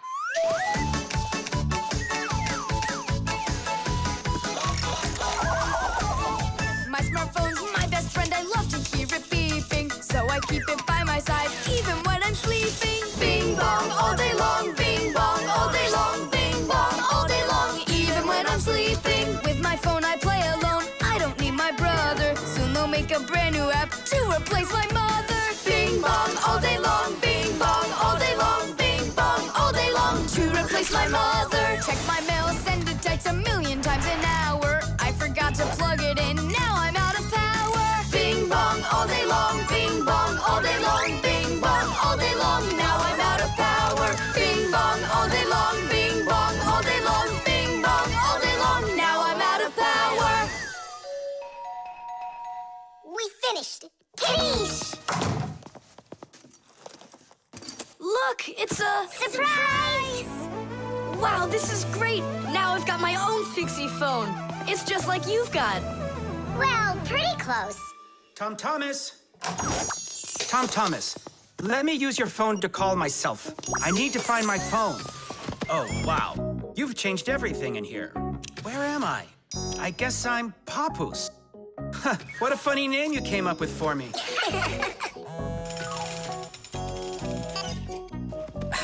Nolik, just stop. I don't have time for your fooling around. What? Who is that? That's, not Nolik. Who is this? Do you know who I just called? Does anyone know who this phone belongs to out here? Oh, your mother found it. I'm coming. We'll fix those numbers later. Ugh, Papus is gonna really give it to us. Give me your phone, Tom Thomas, and I'll delete all the Fixie's numbers from it. But how can I call you up then? Why would you have to call us? We're always close by. Reflexes. Add this to that. Now what do you get? Ah, 3. Don't you remember? Bark, bark, bark. All you have to do is bark 3 times. That's too hard a trick for Chusaka. Maybe you could teach her to jump through a hoop. I already tried. She just sits there. Come on, Chusaka, give it a try. Try showing her this sugar. Chusaka. Alley-oop. Come on, jump. See you, Tom Thomas. It's time for us to go to school. See you later, animal tamer. Great job, Chusaka. Our lesson for today is on the subject of reflexes. I'll write it here for you. What's the lesson? Someone's late again. Ah, colleague, my glasses are gone. Are they here? They're right there on your forehead. Ooh, how about that? Forgive me for interrupting. Let's continue our class. And so... Thanks so much. So you turned into screws again. Does anyone know why that is? Because we have to hide ourselves from humans. But you don't have to hide yourself from Professor Eugenius. But we didn't know it was him at the door. Right you are. You had already transformed before you had time to think. And that's what we call a reflex. To explain it in simple words, a reflex is when our body reacts to something automatically without needing any time at all to think about it. When we touch something very hot, we instantly jerk our hand back. When we're about to fall, we swing our arms and legs to try to keep our balance. Just imagine what would happen if we started thinking how and in which direction to move them. So it's fair to say that our reflexes help to protect us.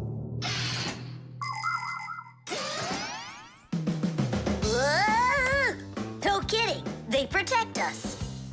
My nose itches. Achoo. Excuse me, I didn't mean it. Professor, sneeze. Is that also a reflex? It most certainly is one. Fire didn't want to, but then his nose tickled and achoo. Bless you, too. Thank you.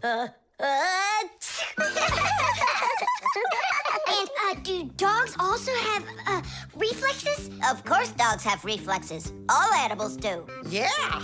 It's something all good animal trainers know. They use the animals' reflexes to teach them tricks.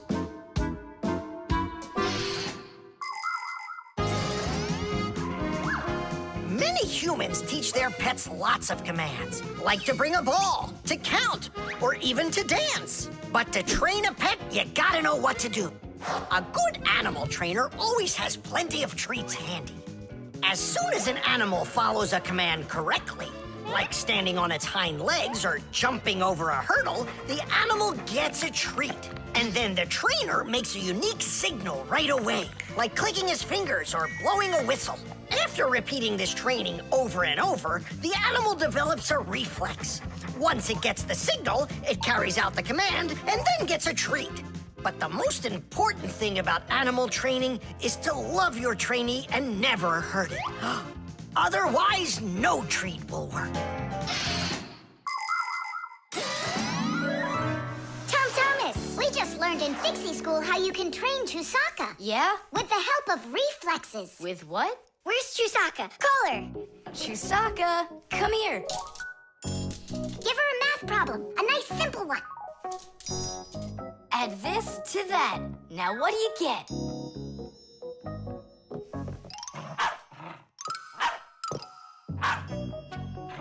It's a miracle! 3! You got it! No, it's not a miracle. Science is what it is. You know how Chusaka barks whenever she sees a Fixie around. That's what we call a reflex, you know. I understand. And do you know how I can teach her jumping? Well, we didn't figure that out yet. Wait a sec, I know how. Chasing Fixies. Isn't that one of Chusaka's reflexes? Probably, although... That's great, so let's go and train the dog. Nothing's ever too much for a good friend. Chusaka.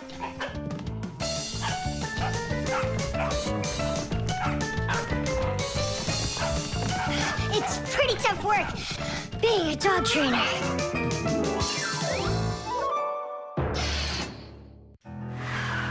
The airbag. We're gonna be late. We'll make it.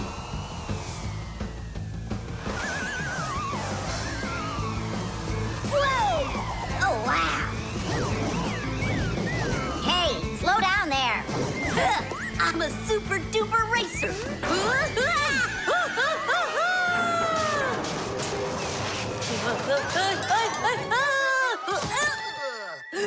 Well, Fire. Again, risking your life. And super racers like me can always count on luck. You know, Fire, counting on good luck is stupid. It would be better if you would keep your mind on safety. Actually, today, Professor Eugenius has something really special to show us. He's going to be testing an airbag. What's that? Ditch it. Explain it. Everybody riding in a car has to wear their seatbelt, because if the car has to stop quickly, the belt will hold the person back. But there are times when even seatbelts don't give enough protection. Like when a fast-moving car crashes into something. When that happens, the driver and passengers can be protected by an airbag. You can't see them when they're folded up because they're hidden. But if the car is in a crash, the airbags blow up very quickly. And the person bumps into the bag instead of banging into the steering wheel or flying through the windshield.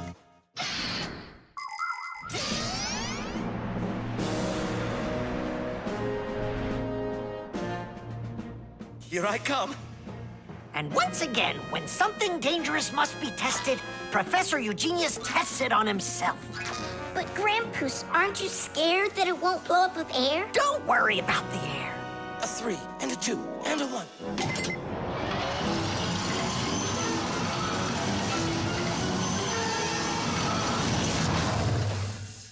The airbag filled up in an instant. Did you notice? Yeah, but how does it do it? There is a chemical inside of there that quickly burns and instantly turns into a gas the moment the crash takes place. The gas fills the airbag, and there you go. Did I explain that right, Professor?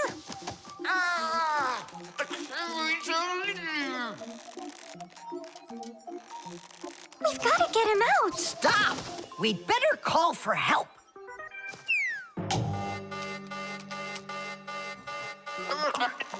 Professor, do you need some help?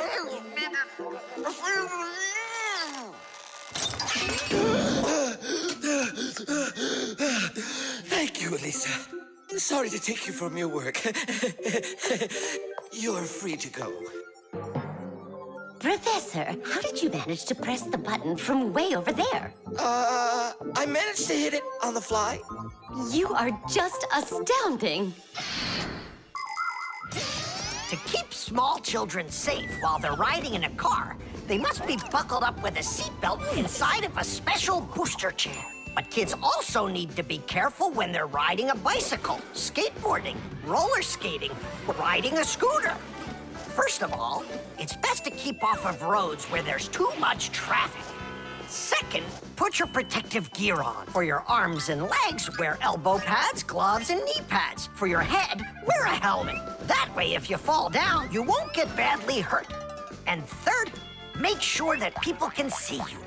If you're out riding in the evening, your clothes and bike must have safety reflectors on them. They let drivers see where you are by reflecting the light from their headlights back at them. Remember, better safe than sorry. Here we go. Well, I hope this time I've got it. Should we call his assistant right now, just in case? Let's just wait and see. Ready, set, go! Grandpus, he needs to be rescued. No need. I made a change to it. Now the bag not only inflates automatically, it deflates itself as well. Splendid! As you Fixies say, Today's lesson is done. Hooray! Come on! Where's my Fixie board? I've got your Fixie board, Fire. Here you go. I just went and equipped it with an airbag. Really? Ha! How come? You know I'm a super racer. See? Woohoo! And that's why I installed it. Super racers don't need airbags. We never, ever.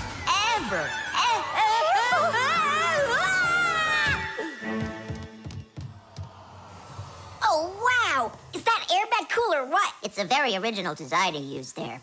That design is my own, and Fire ran the test. Professor, will you make an airbag for each one of us? You all will get them real soon.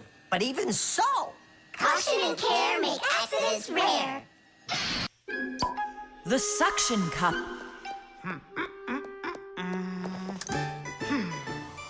Where's Professor Eugenius? Did you see him? Not yet. Strange. He told me he'd be here today to conduct some tests. Grandpus, right here under the glass. There's a note. Dear friends. That means the note's for us. That's because Professor Eugenius can always count on us. I'm off for a conference today. So what should we do? While I'm away, please keep an eye on each of my tests. There's the wristwatch. And where is it? It's right there.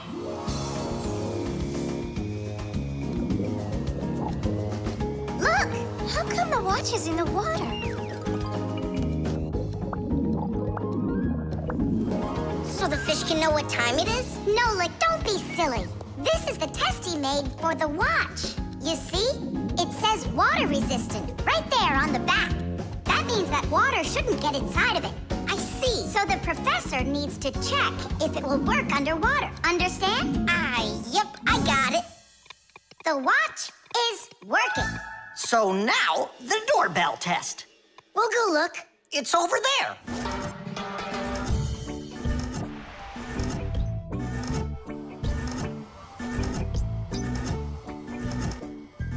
What's that thing doing? It tests the button to see how fast it wears out. To check the quality of appliances, toys, sporting goods, or just about anything, they need to undergo serious testing. Take, for instance, telephones. They need to be tested with both heat and cold because they have to work in places as hot as Africa and as cold as the Arctic. Computers are tested to make sure they can be shaken and rocked, too. That way you can be sure they'll work on a desk at home, or outside in the park, or while you're taking a ride. Different kinds of products need different kinds of durability tests. For example, athletic shoes and car tires are rubbed and squeezed over and over to see how long they are going to last. Yes, testing's very important.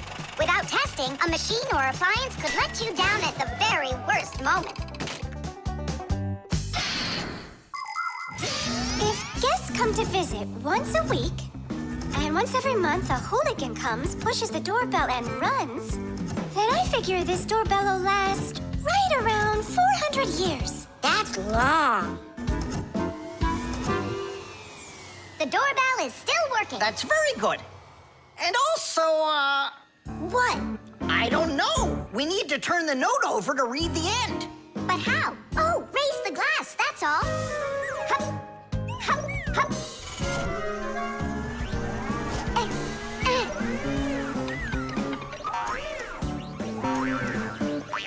I can't get a hold of it. We should find a suction cup. A suction cup? Suction cups are made out of rubber or other elastic materials.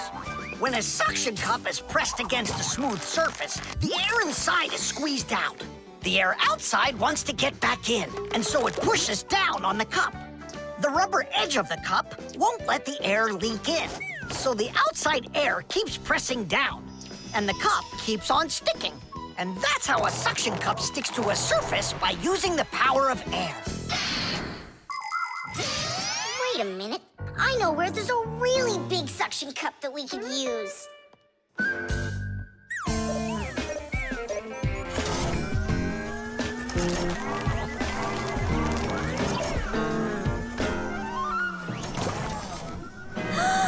That's a huge suction cup, Nolik. Steady. Well done, Nolik. Only we need to hurry before air gets under this suction cup and it unsticks. My suction cup will never unstick. Well, let's see what it says here. Simka, you'd better hurry. And make sure nothing gets broken here in the laboratory while I'm away. Huh, and what could get broken around here? Ah, the glass, look out!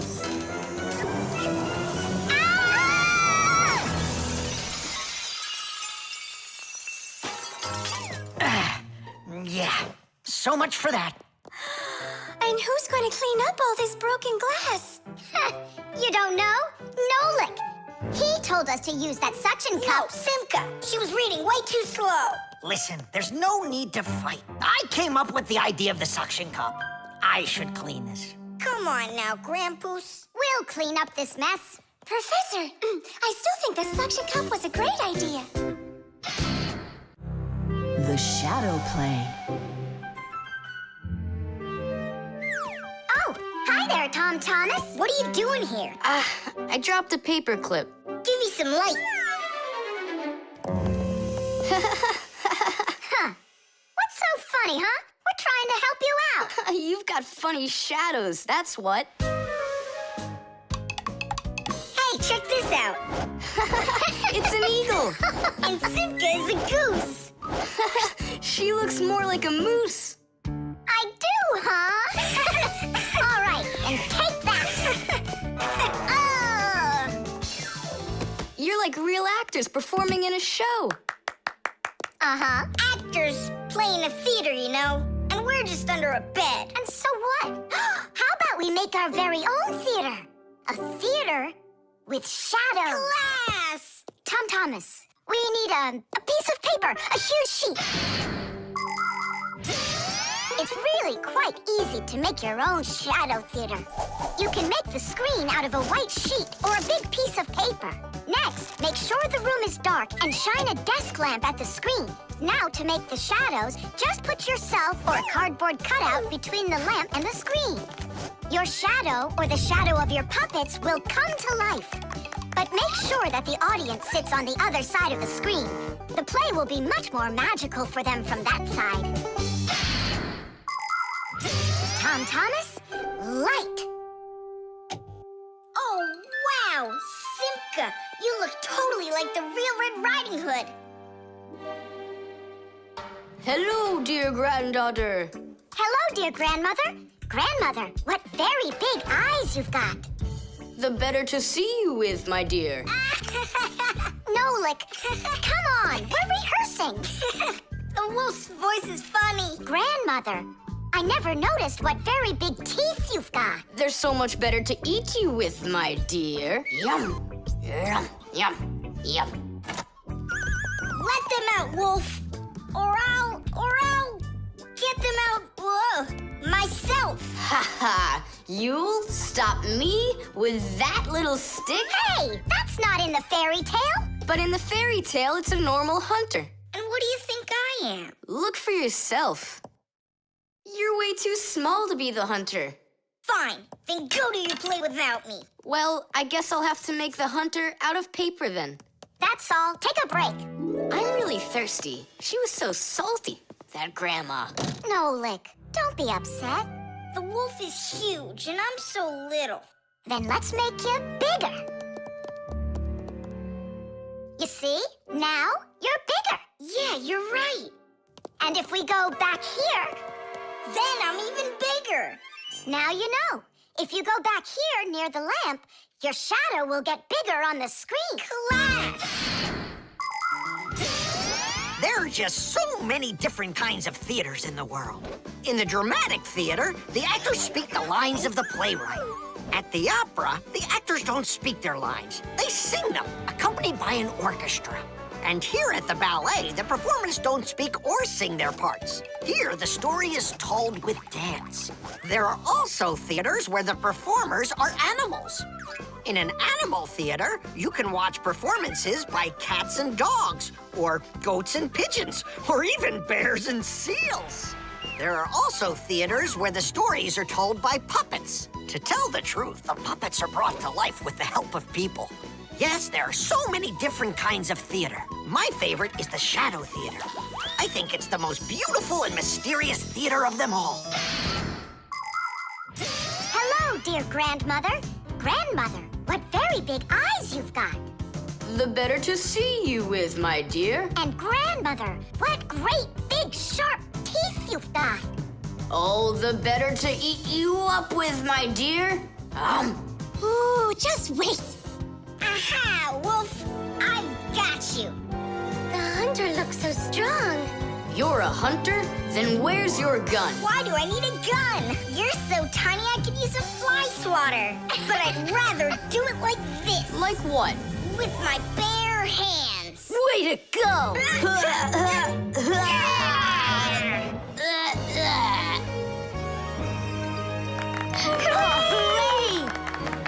Splendid!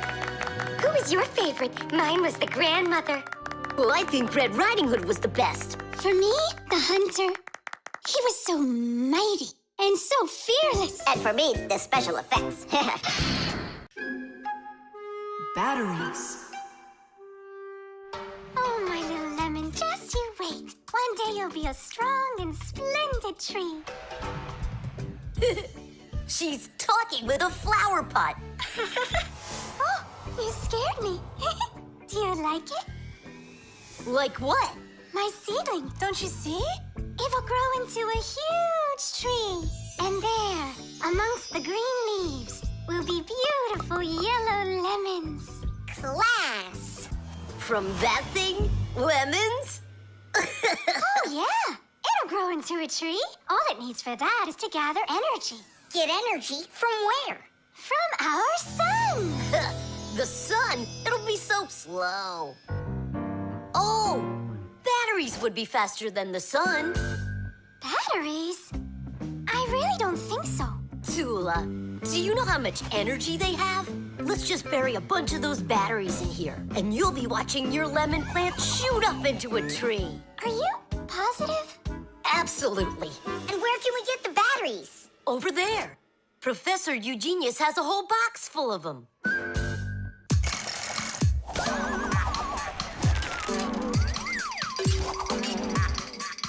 Batteries, batteries. We use them every day and need them by the ton. Batteries, batteries. They give power to appliances so they can run.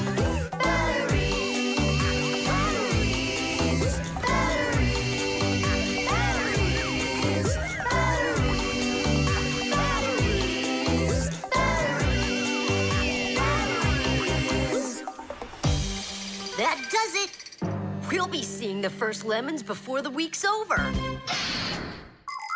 The first battery in the world was made in Italy more than 200 years ago. When two different kinds of metal were placed in salty water, electricity started flowing through a wire from one piece of metal to the other. Many years have passed since then, but batteries still work in pretty much the same way. Today, you can find batteries being used for electricity just about everywhere. Tiny batteries are used inside of wristwatches, while big batteries can power cars and even ships. With new batteries being produced by the millions, we have to think, how should we get rid of the old ones? You can't just throw away batteries because they'll poison our soil and water. The best way to dispose of batteries is to take them to a special collection station that sends them to factories for recycling. Yes, it's a terrible idea to bury batteries. You can kill any plants that are growing there. And this is the very reason why Professor Eugenius puts all of his used batteries in that box over there, so he can dispose of them properly. Hey, where are they? Oh, my seedling. We harmed you. What? Where are the batteries? They're in the flower pot. How come? So the lemons would grow faster. From the batteries? Who came up with that idea? It will die! Hurry! We gotta go save it! The soil's contaminated. We've got to find a new home for this seedling. But where? Over there. There's a pot with healthy soil. Let's do it! Batteries, batteries. They come in different sizes, shapes, and colors too. Batteries, batteries. Could be yellow, might be green, or maybe red and blue. Batteries, batteries, batteries, batteries,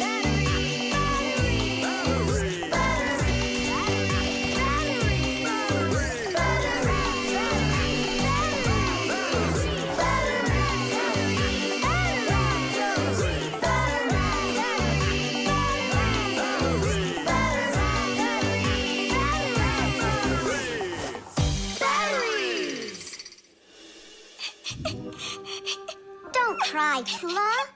The seedling will be perfectly fine.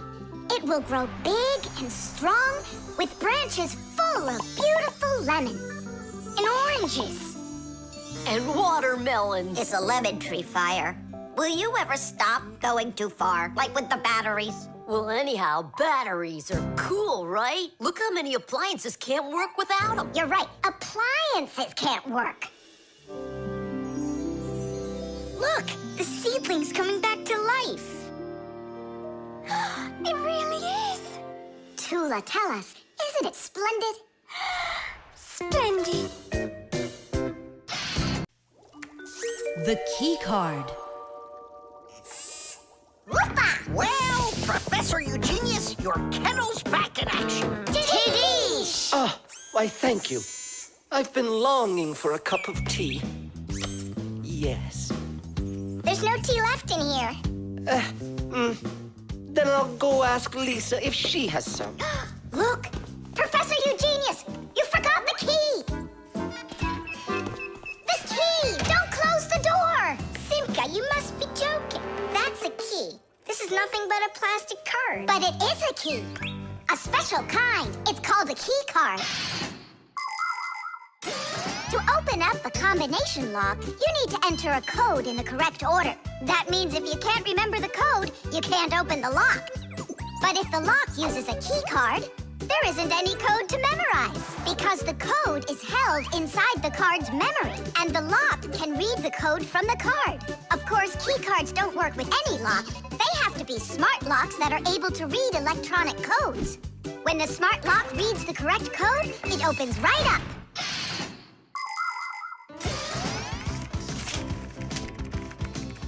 Lisa, do we have any tea here? Of course, Professor Eugenius. Wonderful. I'll take one bag then. Oh, I left my key inside the lab. Can I borrow yours? Just don't forget to give it back. Of course I'll give it back. Come on, Elisa.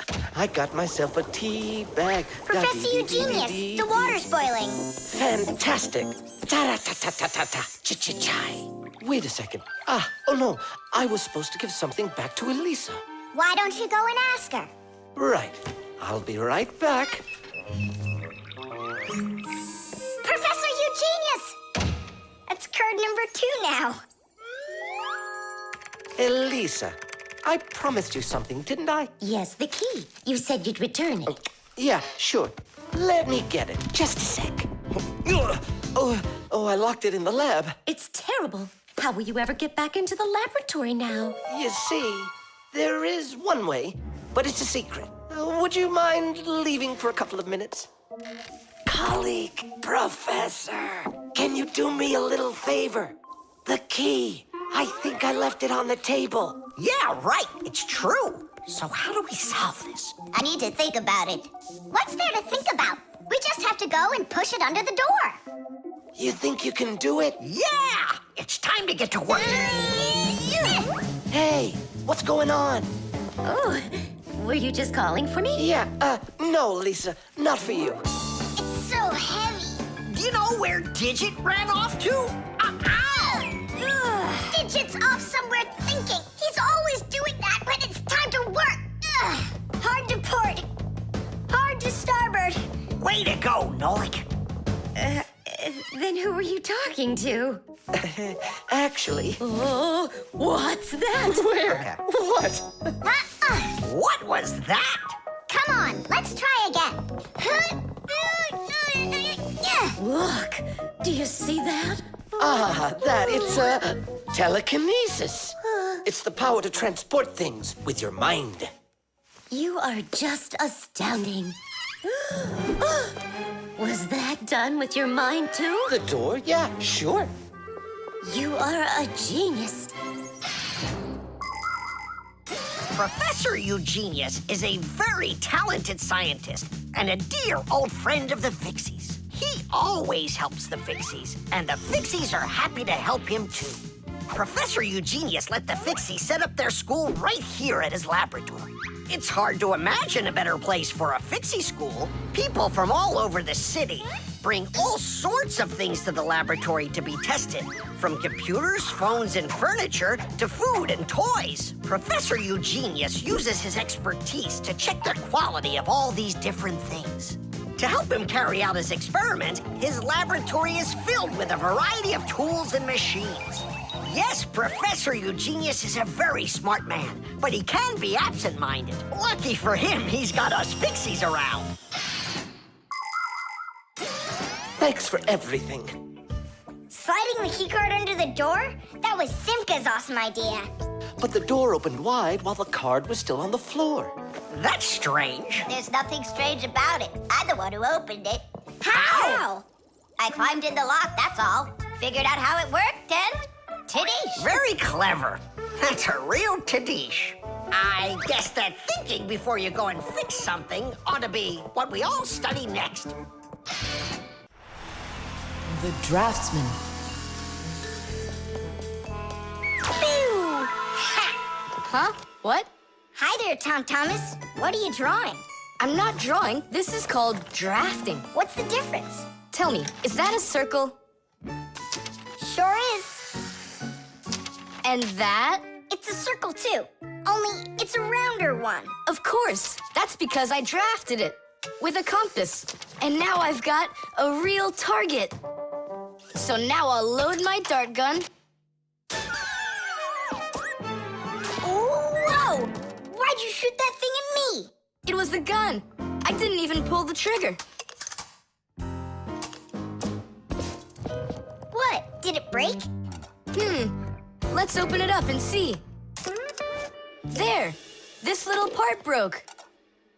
Let me go find Papus. He can help you. He can make another one. A brand new one. Wait. I can draft a technical drawing. Will Papus understand how to read one of those? Are you kidding? Papus is an expert at everything.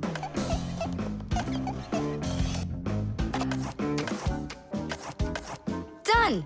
Wow, Tom Thomas, you're a real technical drawer. A draftsman, Nolik. That's what they call it. Try drawing a perfect circle by hand. Can't do it, huh? Well, with the help of a drafting compass, your circle will turn out great. Just put the needle point in the center and turn the compass, and it's done. A compass is only one of the many different tools for drafting. For example, if you need to draw a straight line, use a ruler. And if you need to draft a frame for your picture, you can use a triangle. First draft one side and then the other. And then to finish your frame, just turn the triangle upside down and draft the two remaining sides. You'll get a perfectly squared frame. There are also drafting instruments for making curved lines. They are called irregular curves or French curves. But actually, now people use computers more and more for drafting technical drawings. Papus! Huh? What happened? We really need your help. One of the parts broke in Tom Thomas's dart gun. Could you make it? What kind of part exactly? Look, here's a technical drawing. So, you even got a technical drawing. Very good then, let's take a look at it.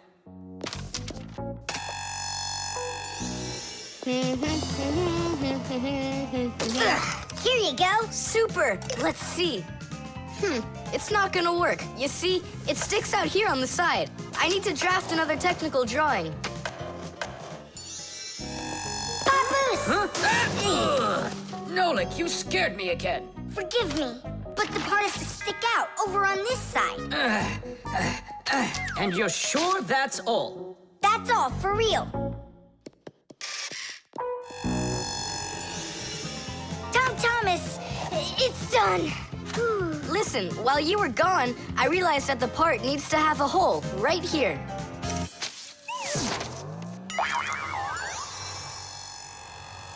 Papus? Again?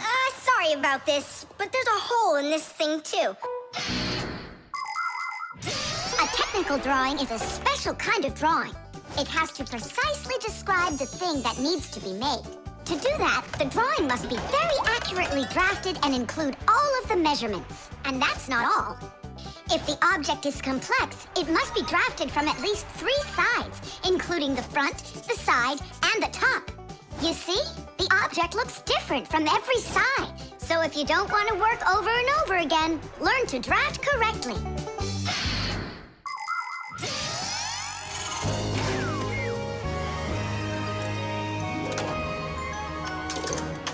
Kaboom. It works. Bullseye! And all thanks to our technical drawings. Yeah, after 3 tries, right? Some draftsman you are. Now I can draft all sorts of technical drawings. Even one of you if you'd like. No, don't bother. Hey! Great. That tickles. Now do me a favor and turn. Hey, what are you doing there? Just stop. What's going on? Now I think I got it.